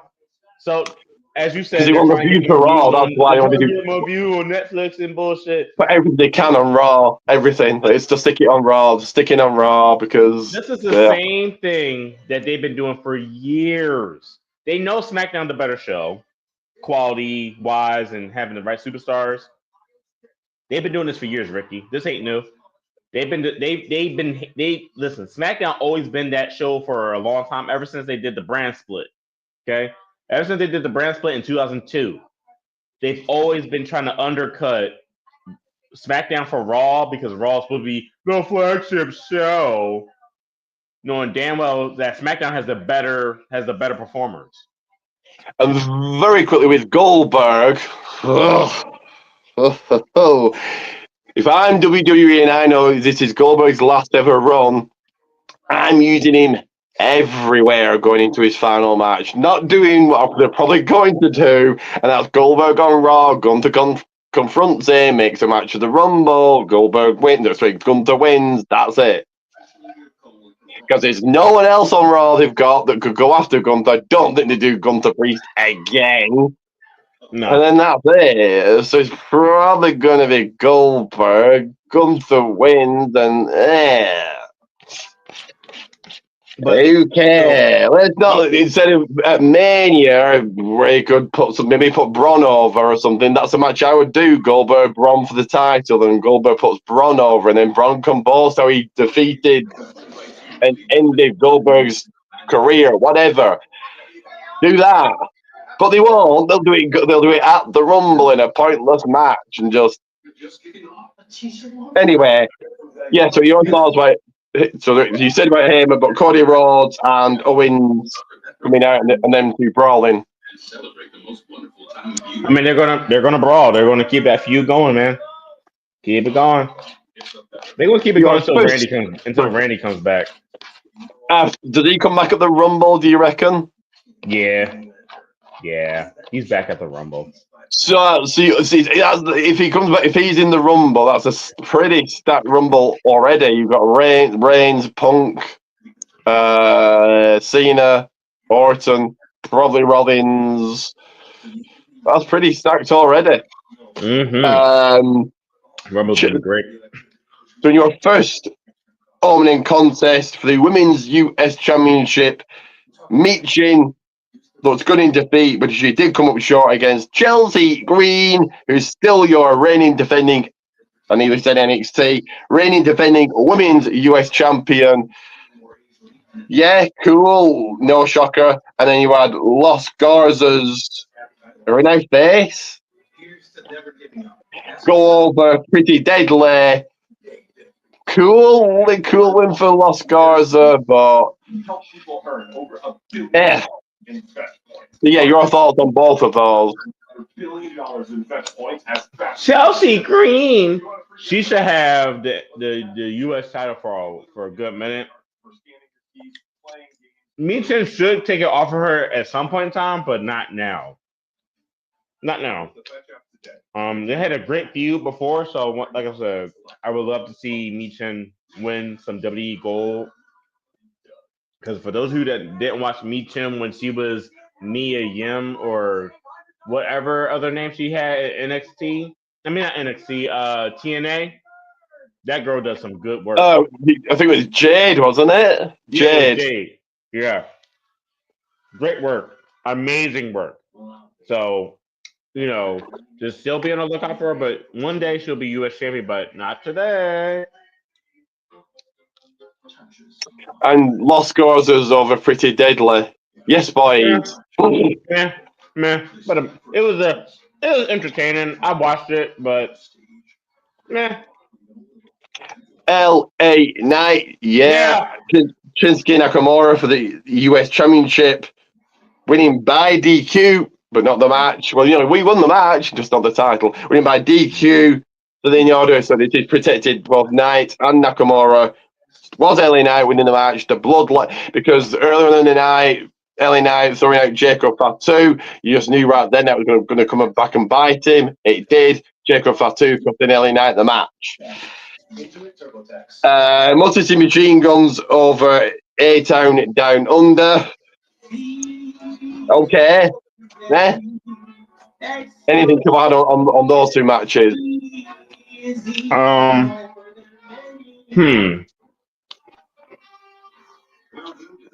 I mean, LA Knight is not going to be in a feud with the Bloodline. Crazy. Not his first time dealing with the Bloodline. He dealt with them before. Just Nice and version. Just doing nice the new and version. Reigns Crown Jewel 2023. Mm-hmm. Yeah, I think. Oh. Yeah, so that's gonna be all right for you. Nice little mid card feud for the Bloodline, for Jacob specifically. What else? Yeah, Machine Guns. Great. Yeah. Cool. Great. Byron Saxon interviewing Tiffany Stratton in the ring. Nia Jax coming out and cursing. So I think they completely forgot right there that, oh yes, we're still on the USA Network. We're not just solely on NXT. I need to say NXT then. We're not solely on Netflix. We've still got, because she just like a out of nowhere curse. It was like, okay, fair enough. Bailey came out, Naomi into ropes, brawl. Nick Aldis makes the match. Which I'll get your thoughts on that lot, and then the match. Now they'll give my thoughts. So Bailey over Nia Jax, Naomi, and Bianca Belair, and the match. So now she goes on to get a title shot against Tiffany Stratton, and that's not happening at Saturday night's main event. It's happening next week. I get they want to fill 3 hours, but okay. So anything to add there of the all the women coming out interrupting each other, and then Bailey finally getting the win? I mean, Tiffany was cutting that promo. I saw the promo. Nia thought I was stupid. I'm not stupid. Blah, blah, blah, blah, blah, blah, blah. Blah, blah, blah, blah. Nia coming out telling her like, yo, I didn't. Okay, no, whatever. Bailey getting the win. That's what's up. I'm actually kind of shocked by that. And it being on SmackDown, love it because obviously, but once again, this is the challenge of filling a 3-hour slot. I like the Bailey one, but you could easily done it at Saturday night's main event. Tiffany wins, then you set up what is a rumored match of Nia Tiffany at the Rumble, which they're going to do anyway. They're going to do that on SmackDown. Okay. You could make the case that And your main event of the Blue Brands, so I'm going to call them Bloodline 2.0. I don't know if they're still called that, but we'll call them that for now. Jacob Fatu and Tamatonga over Cody Rhodes, Jimmy Uso. Cody Rhodes going up and leaving Jimmy Uso. What kind of champion does that? Anyway. And then show ends with Owens and Cody brawling, going to a table, hyping that ladder match up even further. It was better than last week. Still catering to the hardcore fan base. No casual fan is going to watch this and go, "Oh, it was good." Just below mid card. I'll say just below mid card for the rating. So yeah, your thoughts on the main event and the rating? 10-point swing right there. AJ Brown, Dallas Goddard, Devontae Smith, they got to get involved more in the game plan if they want to beat whoever. The new bloodline going over Jimmy and Cody. I mean, yeah, Cody brawling with Kevin. All right, okay. I mean, once again, that feud is going to keep on going until it's done. Like you said, hyping up the ladder match. I'm gonna give SmackDown a little bit above. It's a little bit above mid card, but it's not main event though. So it is mid card, but it's like upper middle card. And just before I play an ad, I've said it before, I'll say it again. If you're going to give somebody something they've never asked for, because nobody has asked for a 3-hour SmackDown, it's the only people that want it are WWE and the USA Network that want more money. The fans have never asked for it, so at least make it good. Which it wasn't really. It was The thing is, it's hard to make a wrestling show, 3-hour wrestling show good. It's so difficult to make a 3-hour wrestling show good. You cannot. It's hard, man. It's hard to go. It's hard to really do that, and I don't think people understand like how hard it is. It's so difficult to make a show 3 hours and make it good because honestly, we get tired after 2 freaking hours. You know what I'm saying? So I don't know. In my opinion, every wrestling show that's not a pay-per-view, that's not a super card, should be 2 hours. Going 3 hours is a stretch. For this SmackDown, I was looking at the clock and thinking, "Oh, okay, we've only got 10 minutes, 20 minutes to go, 10 minutes to go, whatever." That's not good. I'm looking at the clock thinking, I can't wait for this to be over. It should be the other way around. It should be, no, make it 4 hours is what it should be. Anyway, yeah, I'm going to play a quick ad. I know that I had the banner up last week, so you're going to see this ad in full view this week. So take a good look at this.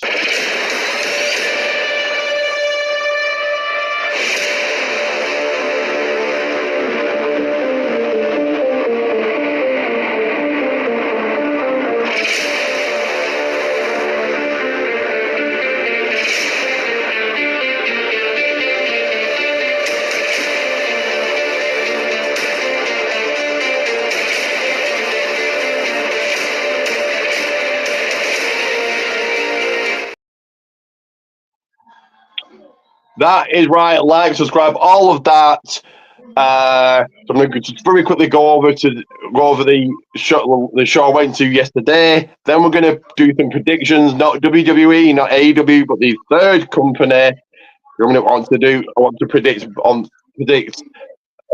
certain company with another 3 letters this year. I want to watch more of that, as I'll be doing a live watch along on Sunday. But let's play this first. So I'll very quickly go over the latest show I went to with this.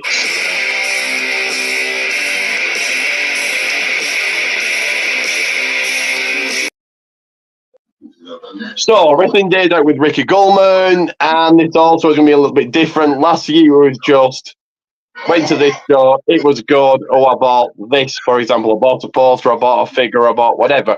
We'll quickly go over it a little bit and just add a little bit more. So the journey yesterday was okay. The weather very, very cold, especially in the venue. No seats downstairs, had to sit upstairs. It was cold.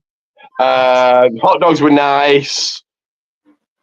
Show itself, 4 new champions crowned, really, setting up for the future, really setting up some good storylines, and it was somewhere I've never been before, so that's always good, kind of traveling to new places. And yeah, for those that want to, my full review of it and full thoughts of it, and me on Facebook, I've done a full review of it, so go and take a look. And me, Ricky J. Pate on Facebook. I don't mind adding you. And there we are. My next show is on the 26th. So, yeah, I'll go over that once I've been to that. But let's do some predicting here. And we'll predict for. Let me take the banner off. We'll predict for this company right here. And that company is. Give me 1 second. There it is.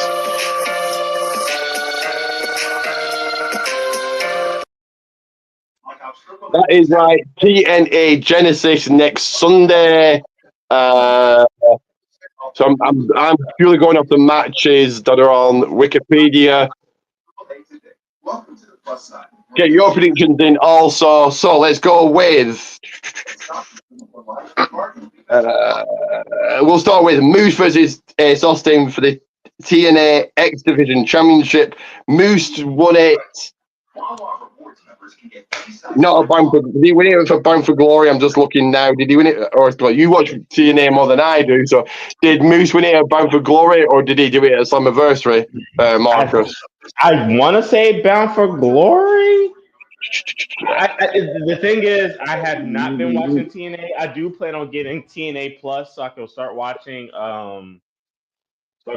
Impact. Because man, I ain't gonna lie to you, I miss watching TNA. TNA at a point in time was my favorite company. Back in like 2007, 2008, man, I love me some TNA, which is why I was inspired to buy this title. Moose, I'm the real X Division champion, Moose. So Mike Bailey defeated El Hidro. Jeez, I was going to butcher this name. El Hidro del Vikingo at Bound for Glory for the title. So Moose must have just won it on a random TNA Impact. No, they're not called Impact anymore. What's their TV show called now? Is it called Impact? I think it's called Impact. Yeah. Oh, okay. I think Moose retains here. Yeah, who have you got? Yeah, Moose. Spitfire, so the team of Jody Threat and Danny Luna take on Ash by Elegance and Heather by Elegance for the TNA Knockout Tag Team titles. I would love Ash by Elegance to win because I'm beating her next month at the Love of Wrestling Convention, so she would have the title, would get to hold it. That would be cool. But I think the champions also retain. Who have you got in this one? Same. Champions retaining, man. One-on-one action, Josh Alexander against Mike Santana. It's a new name to me. Is he in LAX? He's one half of LAX, isn't he? Yeah. I would say Josh probably takes a win here. Who's your pick? Same. I like Josh Alexander. He's like Kurt Angle light. John Grace battles Tessa Blanchard. I know Tessa Blanchard just went back into TNA.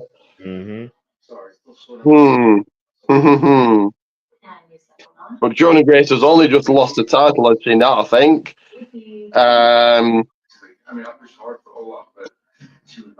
Tessa off. I'll go with Tessa, but I'm very, very 50-50, but I will go with Tessa. So, yeah, who are you choosing?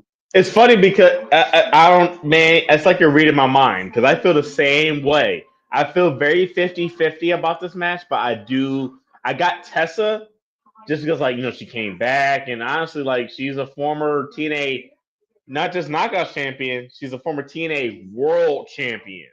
So I do feel like Tessa has Jordan Grace's number in this match, but it's very, like, it's going to be a really good match, you guys. The Hardy Boys, delete, wonderful, all of that. Defend their TNA tag team titles against the Rascals. Oof, I think they won it on a random TNA, did they not? Quickly, very quickly. So they did he win the titles at Bound for Glory? I'm trying to very quickly look at Slammiversary. Who are the champions there? Might have been Slammiversary that won the titles. I don't know. Very quickly. So ABC, Ace Austin and Chris Bay, they were the champions at Slammiversary. So the Hardys won it at Bound for Glory, which was October. So November, December, January. Yeah, 3 month title reign. No, I think the Hardys will keep the titles. Yeah. Are you thinking the same? Delete. Wonderful. In a clockwork Orange House of Fun match, it's me. I'm going to butcher this name too, but Masha Slamovich. So this is a good thing about any industry TNA. I'll be definitely seeing new faces like Masha Slamovich, and that's it so far. And yes, Jodie Threat I've not seen before. She defends against Rosemary. You'll know more than me. Is Rosemary a former champion or not? I don't. You said Rosemary? Is she a former champion? Yeah, Rosemary is a former Knockouts champion. Slim Smash has just won it. Yeah, she retains. Who have you got? I want Slamovich to win. I would like to see Slamovich win. I'm going to do a and a quick look on Wikipedia. Doesn't even looking at a picture. I couldn't tell you who she is. And Joe Henry, do you believe, takes on the former Dolph Ziggler, Nick Nimitz, for the title. Now, he won that in not Bound for Glory. He was champion there. He was champion at Slammiversary. Rebellion, was he champion there? Let's go to quickly the main event. So no, Moose was champion. Did Nick win it on a random TNA then? Was that like a TNA, like a TV? I think I don't know. I'm not sure. The Slammiversary, the champion was. Oh no, Nick.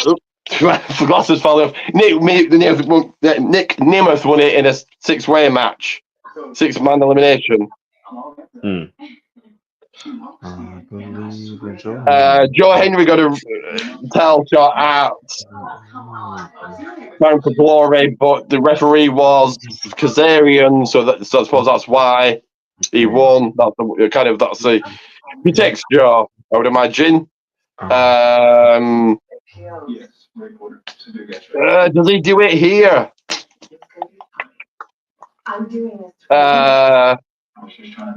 Yeah, I'll say yeah. But again, I am 50, just like with the women's match, I'm 50-50. But yeah, Joe takes the title.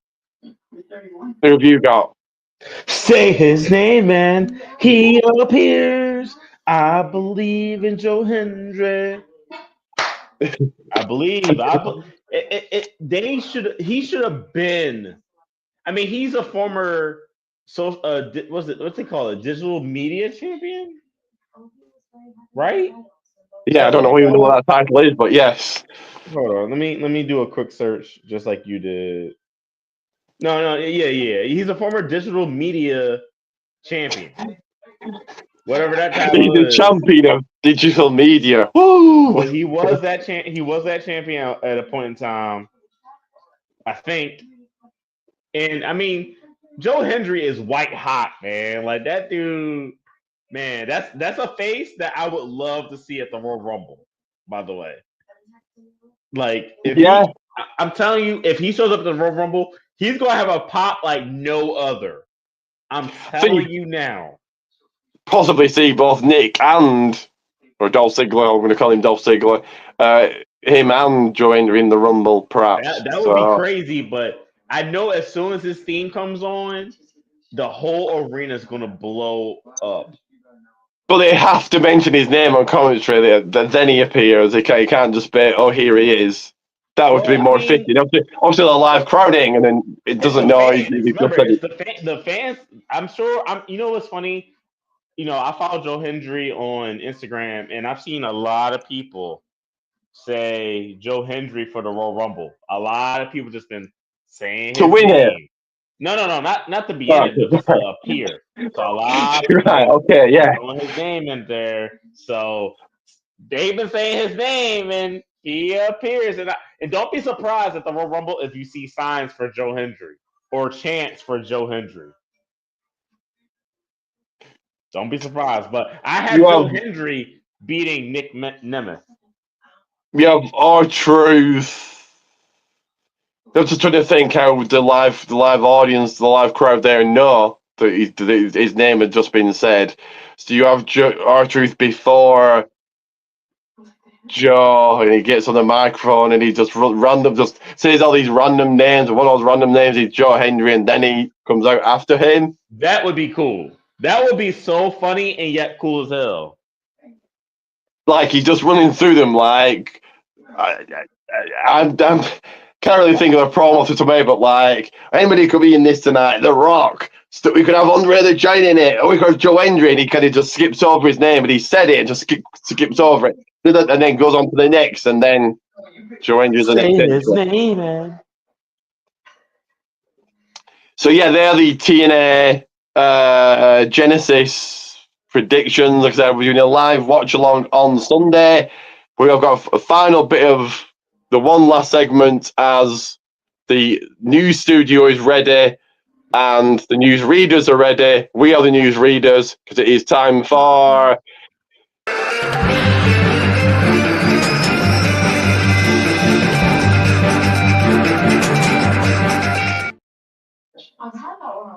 that is right, news and headlines. So there's two news stories. Do you want to cover? Yeah. Do you want to cover Hulk Hogan possibly turning heel, or do you got nothing to say? Nothing to say about that. I mean, we can talk about it. It's all right. If you want to give your thoughts first then of the possible Hulk Hogan heel turn. Yeah, I can talk about it. It's all right, you guys. We already know. Fuck Hulk Hogan. Yeah, we know. But Hulk Hogan, there's a rumor going around, right? It's a rumor that Hulk Hogan is thinking about turning heel. Mind you guys, Hulk Hogan's not an active wrestler. But he's thinking about turning heel because he got booed out the damn Intuit Center last Monday. My thoughts on this is it's stupid. Why do you even care to turn heel? You're not an authority figure on Raw. You're not an active wrestler. You're not even a manager. You're just Hulk Hogan. You showed up one time. And it's not like you're going to keep showing up to shows. You just showed up one time, and that was it, man. Like, forget you, man. I think it's a safe face. That's the main thing. But also, if he, I can only think NWO Hogan. So if he randomly comes out and starts crapping on the crowd, why would they then think, "Oh, I want to buy his beer"? The complete opposite for me would be, "I don't want to buy it. beer. You're a heel now. Fuck your beer. I didn't want it anywhere. And then this is going to lead to nothing. He's going to come out and crap on the crowd and be gone again for the next 10 months, for a year, however long. Qualified, but not nearly as good. Because he's never wrestling ever again. Like, It just doesn't even make sense. WWE would have a 71-year-old wrestle. So unless he's going to maybe manage some, okay, he can manage someone, but would Hogan want to do that? Probably not. Yeah. And the most biggest piece of news is, well, please, the Raw Netflix rating was just under 5 million, 4.9 global Raw rating. Half of that coming from the US. Oi! So, I personally was thinking at least globally 50 million easily. Globally, that's still a small number. 50 million with 8 billion people in the world. 50 million is still small. Right this second. So me personally with Netflix, one movie I could name 10 movies or just 10 movies alone that are worth the price of Netflix. So you get great movies, great documentaries, American football games, boxing, now wrestling, first month free, Raw was commercial free to keep the casual fan base happy. You have The Rock, Triple H, Hulk Hogan, The Undertaker, Roman Reigns on, John Cena on, and they still didn't want to watch. Damn! Yeah. They went all out to did everything they could and every available big star they could, and made it commercial free, so then the casual fan base didn't get bored. And people were like, "No, we're not watching this." And you can like another added bonus to do with Netflix. You can just come in at any time, like second hour in, you come straight in. You can rewind it a little bit, and then to watch the beginning, and then watch the rest. And still with that, people were like, "Nah." And that's not even a number, like I said, it can be consistent. Tomorrow night, that drops when they go back to just the regular Monday Night Raw it's been for the past year, probably ever. It's really, they just cater to the hardcore fans because that's their fan base. Why bother trying to grow the product, I suppose? Hey, so yeah, your thoughts on the Raw rating of 4.9 million. So Raw could do better than that on the damn USA Network. We talked about this maybe a week or two ago, so I'm gonna mention my thought about the Netflix thing again. When you're on regular television, when you're on cable TV, your audience is bigger, right? There's still more people out here in the world that has cable, and I'm only speaking for the United States. I can't speak for what's overseas where you are. Cable TV has a bigger range than Netflix. There's more people still with cable TV than there are people with Netflix accounts. And even if you have a Netflix account, the first thing you don't think is, "Oh, let me go watch WWE." The first thing you're thinking is, "Oh, let me watch this show. Let me watch this documentary. Let me watch this." Yes. Movie. Sorry. I'm not watching wrestling. That's another thing. I'm not tuning into documentaries they've got as well. Right? Like, I'm not tuning into wrestling on Netflix. Right? I can watch this later. I don't have to watch this right now at the moment in time. Like you said, you can jump in anytime you want, but even better than that, you can jump in Tuesday, Wednesday, Thursday, Friday. You don't have to watch it right then and there when it comes on. The freedom. See, WWE didn't. I know they probably expected this, but the thing is, now you're giving the consumer freedom to not watch your product when it comes on. They don't have to watch it as soon as it comes on now. They can watch it anytime they want. And guess what that's going to do? It's going to screw with your numbers. Versus, well, people having DVR if they watching TV through like a different type of streaming service and whatnot. Like, for example, I have YouTube TV. So I'm able to watch Like, so it's my YouTube TV. It saves a show. It saves reruns of a show. That's how I was able to watch some of SmackDown, because I was watching the rerun of it. I was watching it being like, it had VC. What the hell? Pretty much it played back, right? So it had that capability. With it being on Netflix, it's going to screw with the numbers. It's going to screw with the rating because people can watch it anytime they want. As I've said before, Raw being on Netflix does nothing for Raw really, other than the fact that that's WWE experimenting with Netflix and seeing how well they can do with being on Netflix versus being on a network television station like USA. And also, with it being on USA or, yes, or let's say USA Network, a casual fan may stumble across it.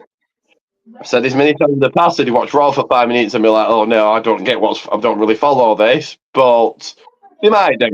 And they think, oh, it's wrestling, we're not watching wrestling for a while, let's watch it. Now they can't come across it anymore. And I would imagine there's a portion of the casual audience that don't even know it's on Netflix. They don't even know it's moved. They're like, where's it gone? They don't know. Because they did the first Raw and that's it. There was no mention of SmackDown way to watch Raw. It was just, this is what's coming up on Raw. Right. No, you watch it on Netflix, whatever time it's going to be on. If I'm WWE, I'm promoting it everywhere. NXT, Raw, Speed. Why not at the end of Speed? Corey Graves on Comic just mentioned. Don't forget to watch Raw on Netflix on Monday. Everywhere they can. Promote. Not say what's coming up on Raw. Say where to watch Raw. That's what you do.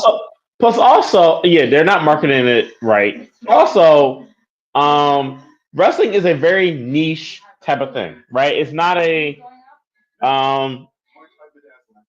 wrestling isn't a thing that everybody loves. It's not the most popular thing, right?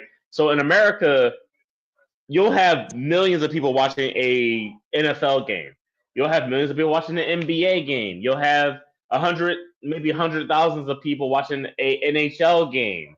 You'll have in the 10 to 20, maybe 40,000 people watching a MLS game. WWE does have a big fan base, yes, absolutely. But once again, it's a very niche kind of thing. Not every single person loves wrestling. Most people's for people that I know, their most fondest memories of wrestling was the Attitude Era, right? When we were kids, when we were kids growing up into being teenagers. Or some of their fondest moments was during like 2003, 2004, 2005 with Mr. You Can't See Me being on their TV all the time, not partially, right? So in a way, wrestling is a reminder of how old some people are getting, and some people don't want to watch wrestling no more, right? Because the gimmick of it, we all learned that it's scripted, right? That turned a lot of people off. People like me, I took a 2-3 year break from watching wrestling because it didn't pique my interest anymore. Once again, it was a niche type of thing. Now, and also like it was removed from regular television. Now it's on cable TV. Now I got to take cable TV, et cetera, et cetera. But it's a niche thing. Of course, WWE is in its hottest period right now. Part of that hot period is the fact that it was accessible. All three of their shows were accessible, right? Think about it. They took NXT off of the WWE network. Why? Because they noticed that there wasn't as many people watching it on the WWE network. So you know what they did? They put it on USA.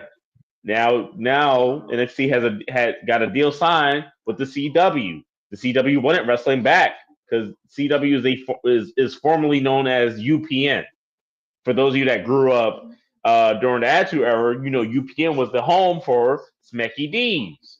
So now that channel got wrestling back on its network. USA has SmackDown. SmackDown was doing super well on Fox as well. And Raw now is on Netflix, but now you're minimizing the amount of eyes that you can have on your product, right?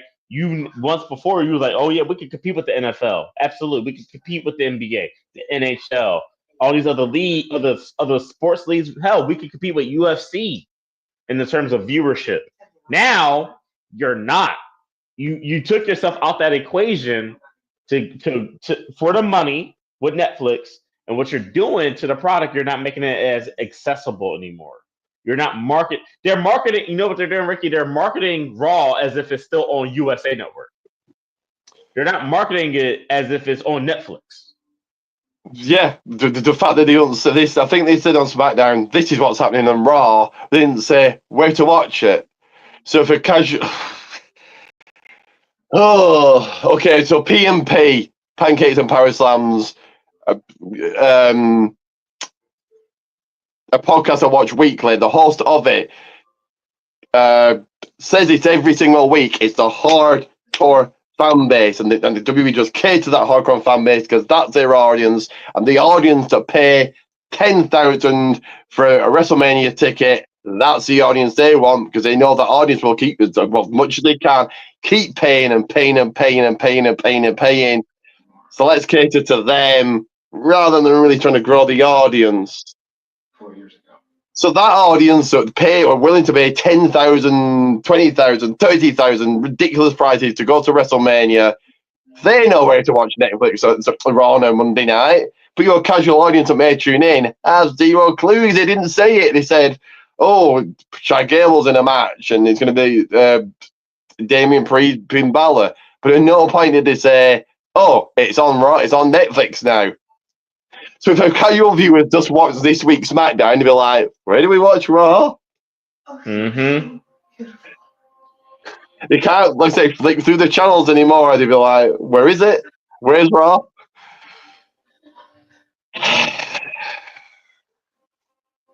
So do you want to do a little bit of a prediction of what the rating will be tomorrow, Raw? So this one was 4.9. Tomorrow night, like I've said, nothing to actually pull in a casual audience. I always leave a casual audience wanting more Wrestling 101. 7 years Do you want to ago. predict what the rating might be tomorrow? 2.8 million people. Globally, that's not good. I'm so sorry.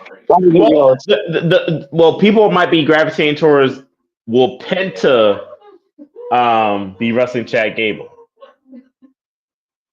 But your casual audience, well, casual WWE audience has zero clue who Penta is. They'll be like, "Who?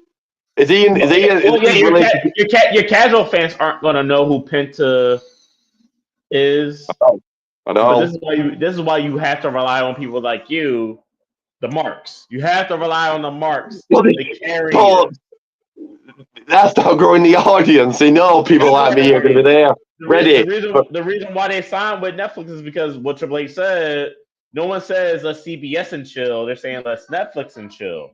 But what he doesn't understand, or maybe he thought he understood, is that accessibility is a thing, right? Netflix, it's funny. It's funny because you even told me this. Well, you told me that Netflix is doing a month free thing, right? The reason why Netflix is doing that so they can grab the WWE audience, because you know who else did that? Peacock did that shit. Was supposed to grab anybody, and then the hope will be you either forget, and then either forget, and it goes past your month, and you think, I might as well just keep it, or they just pull you in anyway, not necessarily with the wrestling, but with everything else on Netflix. But usually, streaming platforms do that whenever they get like a new show, right? A new show, a new program, or they just want new viewers because they might be on a decline. That's what they do. Like Peacock did that. I remember when WWE was when WWE shut down the network and moved all this stuff over to Peacock, they did the same. Peacock did the same thing, month free, and then whatever, right? So they can gauge that WWE audience, because remember that WWE audience is new and is new money for Peacock, right? They did I think WWE Network also did the same thing. I think WWE Network did the same thing for new subscribers. It was free for a month, and then after that, you pay your $9.99, which by the way was awesome. That was that was a $9.99. Well, with taxes $10.79. That was a $10.79. I did not mind paying. I love paying that because it gave me access to all the things I wanted from WWE Network. I watched it every damn day. So I'm not gonna lie to y'all. I'm mad that the WWE Network ceased to exist because I loved it a lot. And I just feel like, Netflix is trying to, once again, Netflix is wanting to do that because obviously, they're like, hey, we got a brand new show. We got WWE Raw in here. And eventually other WWE products are going to end up coming over this way. So why not sign up for free? And then forget about the fact that you have Netflix and blah, blah, blah. And I know you're about to go to that, so you go on ahead. Just going to say that I fully feel, I don't know how long the contract with USA is or how long the contract with CW is, but whenever that's up, if that's this year, next year, 2027, 2028, whenever, everything, the whole lot will be exclusively Netflix. Pay-per-views, Raw, some Raw is, NXT, SmackDown, the whole lot. Making your audience even smaller because there's rumours SmackDown will go back to 2 hours July. I think it's only a 6-month thing, but then they'll see how much money they're making and go, no, we'll keep it 3 hours. Also, if someone signed up to Netflix in, let's say, 2 days, let's do 3 days. So it's 3 days from now. They signed up to Netflix for a month. They'll get Raw, SmackDown, NXT, probably Saturday night's main event, the Rumble, and Vengeance Day for free, and they still said no. Then I suppose the casuals isn't watching Vengeance Day, but still, it's still wrestling. They would get it for free. You can't complain. It's free. And their audience, their own audience, their own audience said, nah, no thank you. We're not watching. Like you said, it goes back to that niche product. Yes, WWE is globally, universally known. I'd be shocked if no one knows what WWE is. I'm not saying a random person could name the roster, but they certainly know what WWE is. But yeah, that niche product of people spending ridiculous amounts of money going to Mania, that's quite a small number. And of course, that's who they cater to because that's their fan base.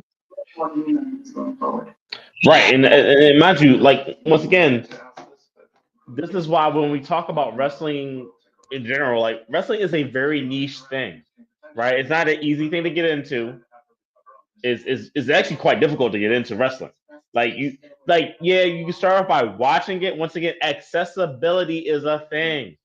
Like, I got into wrestling because I saw ECW, right? When I was younger, Raw wasn't accessible to me because I didn't have cable TV at my mom's house. I didn't have cable, so I didn't know what the hell Monday Night Raw was. That's the only show they had. I saw ECW first. ECW's Hardcore TV came on regular television. Then at 12 at noon on Saturdays there was WCW Worldwide, or WCW had their show. WWF Shotgun came on right after that, right? So, but once again, I didn't have the access to the big stars. I didn't have access to the Hulk Hogan's, the Macho Man Randy Savages, to the Triple H's, to the Stone Cold Steve Austin's, the Rocks.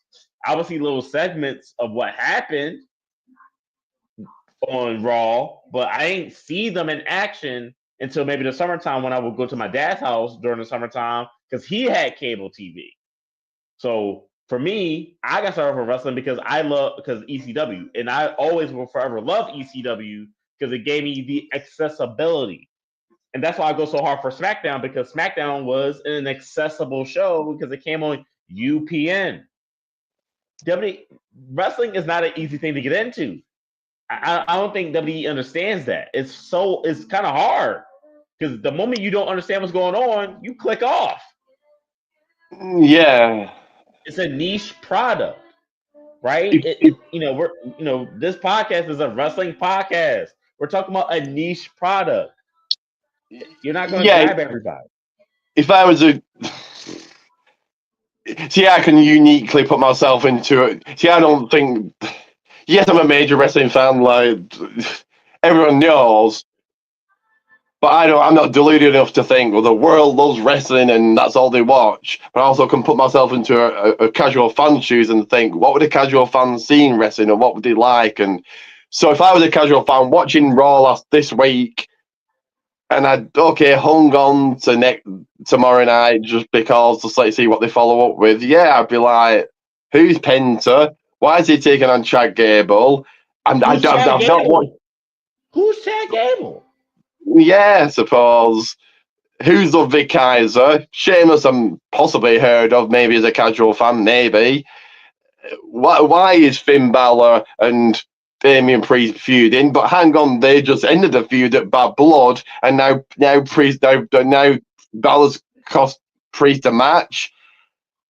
And don't get me started on the women's match. Yeah, I'm just switching off and having to lie down because I don't understand it. So yes. Another quick question. Do you think that, because the rumours were that Raw was to be 3.5 hours, it wasn't, but Triple H has said in a recent interview, Raw could be 40, it is never going to be 40 minutes, but it could be 40 minutes or 4 hours.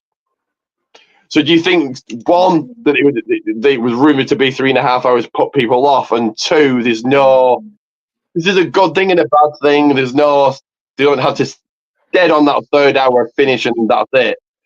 They've got a little bit of a window, so that's good, but it's also bad because it could go 3.5 hours. So do you think that put people off?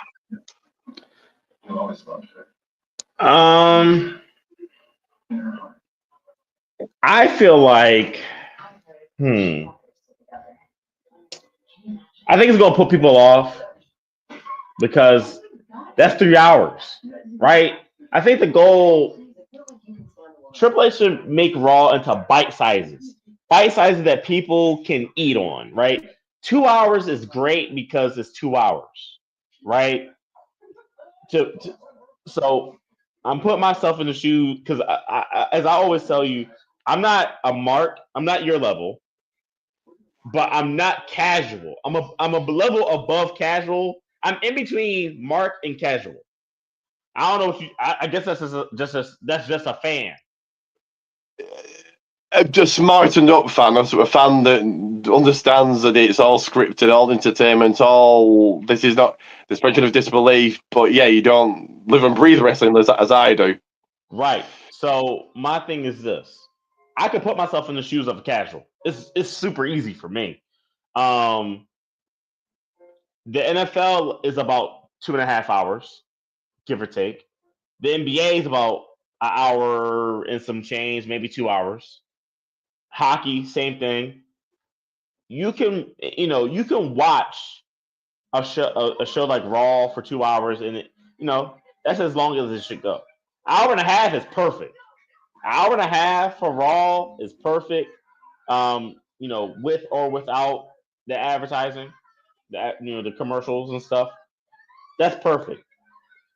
3 hours, 4 hours, yo. Paul Levesque needs to quit it. He needs to stop that shit.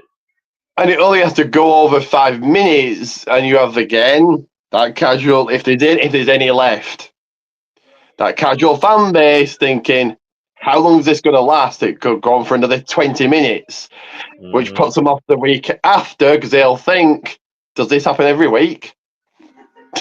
So they're not watching the week after. They all have to go, like I said, 5 minutes over, and then you have no idea what time it's ending.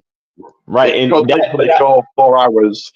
That also means that there's no steady schedule, right? So we all know with a Netflix a show on Netflix, if the show on Netflix is like if each episode is only an hour each, it's like 59 minutes or whatever it is, we know that's when it ends, right? You can't have one Raw this week being 3 hours, the next Raw the next week 3.5 hours, the next Raw the next week is an hour. Like, you can't have that. No consistency, is there? You need to be consistent. Dude, again, it goes back to the casual fan base. They'll be like, Raw's 1 hour It's never going to be an hour. I should imagine it's always going to be 3 hours, but within that window. Well, let's say it's 2.5 1 week. The next week it's 4 hours. The week after it's 3 hours, so 2 hours 45 minutes. Fans are lost. What if people want to go out after Raw's finished? They can't because they don't know what time he's finishing. I know. So add on everything I've just said. The movies, the documentaries, football games, boxing, now wrestling, first month free, The Rock, Stone Cold, Hulk Hogan, Taker, Reigns, Triple H, commercial free Raw. You can jump in at any time. And they still said no. And you add, then they adding on, they could finish at any time. So it doesn't help the fan base. It just drives them. In my opinion, drives them away. But again, I suppose WWE is just looking at money. They don't. See, I think Triple H just sold out. He probably wants WWE to be successful and wants the audience to be as big as possible. But he's also looking at 5 billion. I don't care about the audience. If one person watches, we don't care. We've still been paid. Yeah, they're getting the money. That's all it is. If NXT, Netflix, very similar words. But if Netflix sees Raw like an all-time law, it pulls in worldwide 2 million. You think that they end the contract early, or will that not affect them? Nah, they're not going to end that contract early. They're going to keep that contract. They're going to be on Netflix for those 5 years. That's it. Netflix don't need WWE. They don't need WWE for the ratings because I think like they've had shows that have got 10, 20, 30, 40 million. Yeah, So- Netflix doesn't need WWE. WWE needs Netflix. Well, I'll say this. WWE just needs something to put their shows on. Right? They just need something to put their shows on. And the thing is, and here's the funny thing about it. They know the USA Network will be willing to do a deal with them anytime that WWE is ready. They know that. They know that USA Network is there for them always. Right? USA has a bond with WWE that most other networks don't have. They know that NBC Universal would do any kind of deal with WWE. Right? That's why they do Saturday night's main event. That's why they're on Peacock for now. Right? I think by the time the 5-year deal is over, I don't think they're going to re-sign with Netflix. That's what I do know. I feel like by 20, what's that? What year would that be? 2030? 2030. By then, you're going to have me watching and nobody else because that's how small the audience is going to be because I've just driven away any. They're not going to have. They're not going to renew the deal. They're not going to renew the deal. They're going to be like, nah, we need to go back to the USA Network. We was pulling in numbers over in the USA Network. We was pulling in numbers here, there, everywhere. We're not pulling in those numbers with you guys. And Netflix themselves will be like, you've just pulled in 2 million worldwide. Bye. See ya.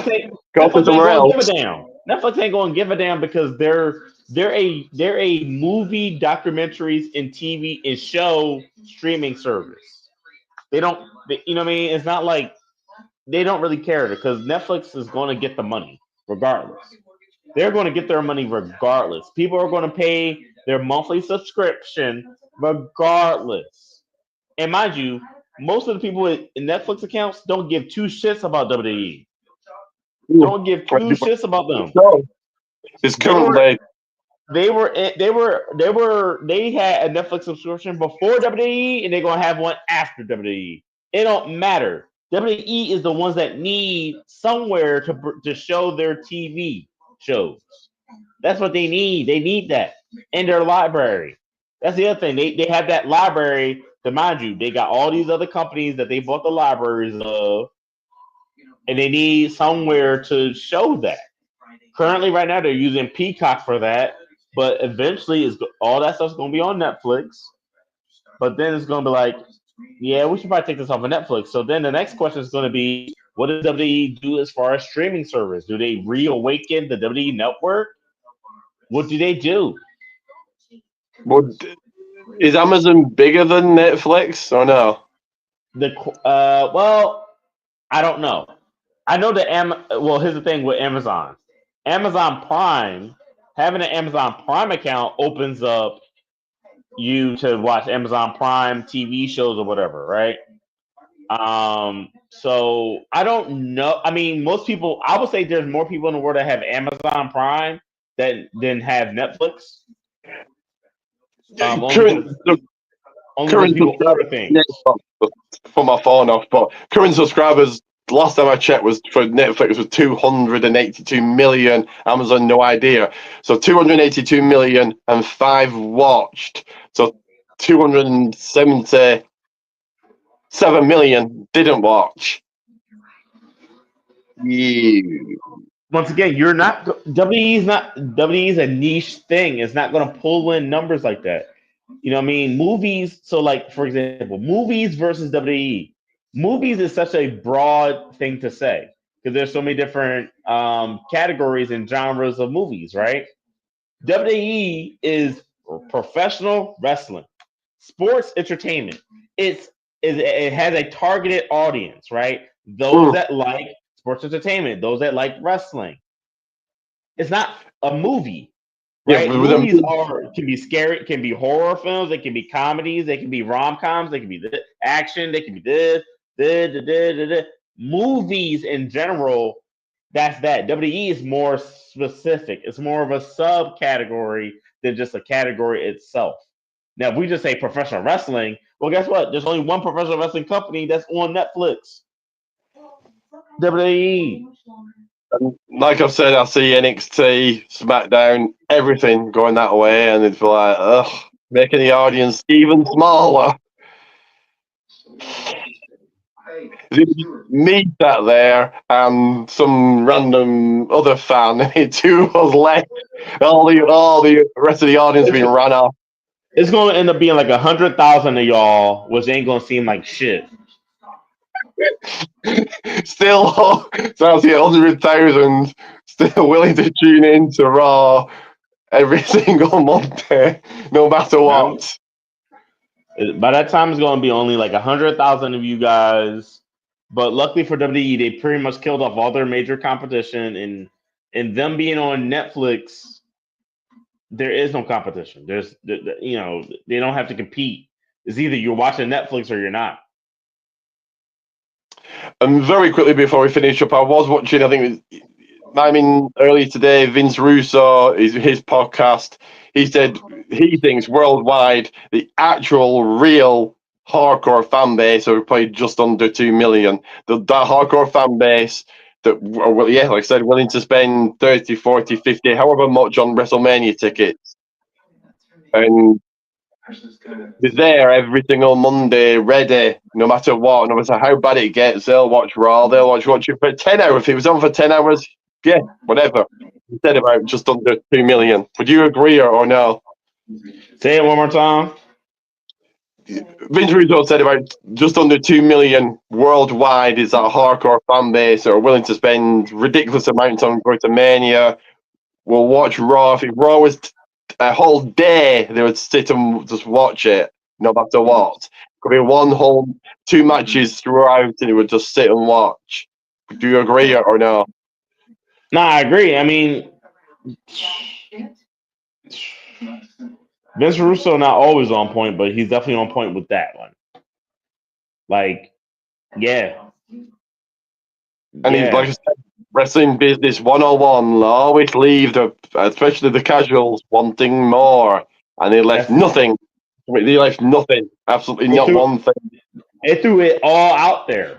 They threw it all out there, and here's the thing, right? So, just in the regular world, we talk about topics like relationships, right? The thing that we say when people are giving relationship advice is if you do not do not like on a first date or whatever, or as a relationship goes along, do not give out the energy that you can't keep up. Right. So for example, if you bought this girl flowers on the first date, every single date y'all go on, you better be having flowers. Right. Just for instance, right? Like y'all don't know each other. The first date, you gave her flowers. Every date you need to have flowers. Every time y'all go out, you need to have flowers, right? Or you're always willing to spend $200-$300 per date. You better be doing that each and every time y'all go out together, right? WWE threw everything they could out there for the season premiere, the first episode on Netflix. Everything.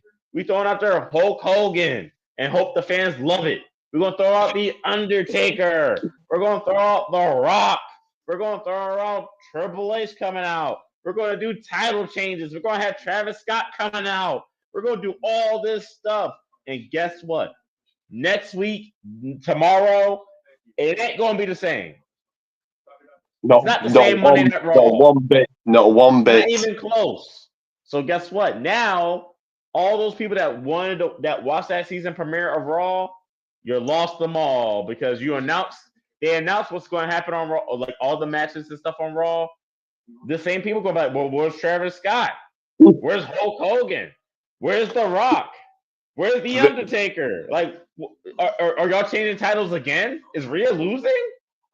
They don't understand what The Rock was really saying in that promo. They'll be like, where is he? Is he not here every week? They don't understand they will probably be never there ever again. Right. Possibly. When you throw everything at the wall, you're reeling in the casuals and you're giving them a nostalgia trip, right? You're like, oh, those people are like, oh man, I can't wait to watch it next week. And then they watch the next week, they're like, this was a disappointment. Here comes Penta, which I'm looking forward to the debut, and I want to see how WWE handle his debut. But he's not The Rock, so people will be watching expecting The Rock, and they get Penta. Yay! They'll be happy. Not growing the audience, like you said, it's not going to grow the audience. It's not going to grow the audience. It's not going to make people go, wow, I'm glad I watched this. It's going to make people go, shit, they could have kept this on USA Network. Penta, again, it really depends on how he's handled. But Penta's he's good in the ring. Fans. He's really good in the ring. He's for the wrestling fans, the people that already watch wrestling. This is not for, like you said, the casual. The casual guy is not going to be like, I want to watch Penta Zero. No, if you listen, I didn't know who Penta was until I saw him in TNA. That took me to watch a company that wasn't WWE to know Penta, and he hasn't been on TNA forever. He hasn't been on AEW forever. If you don't watch wrestling as a regularly or kind of regularly, you're not going to know who Penta is. So the people the casual fans going to look at Penta and be like, who the f are you? Are you Rey Mysterio? Are you just another version of Rey Mysterio? Say that. Is he related to Rey Mysterio or yeah, they might think it is Rey Mysterio just dressed differently. See, I was trying to be generous there and say Penta could possibly, maybe, perhaps be a draw, but yeah. To wrestling fans, not to casuals. The casual thing. Here comes. What's that Rey Mysterio? Who's that?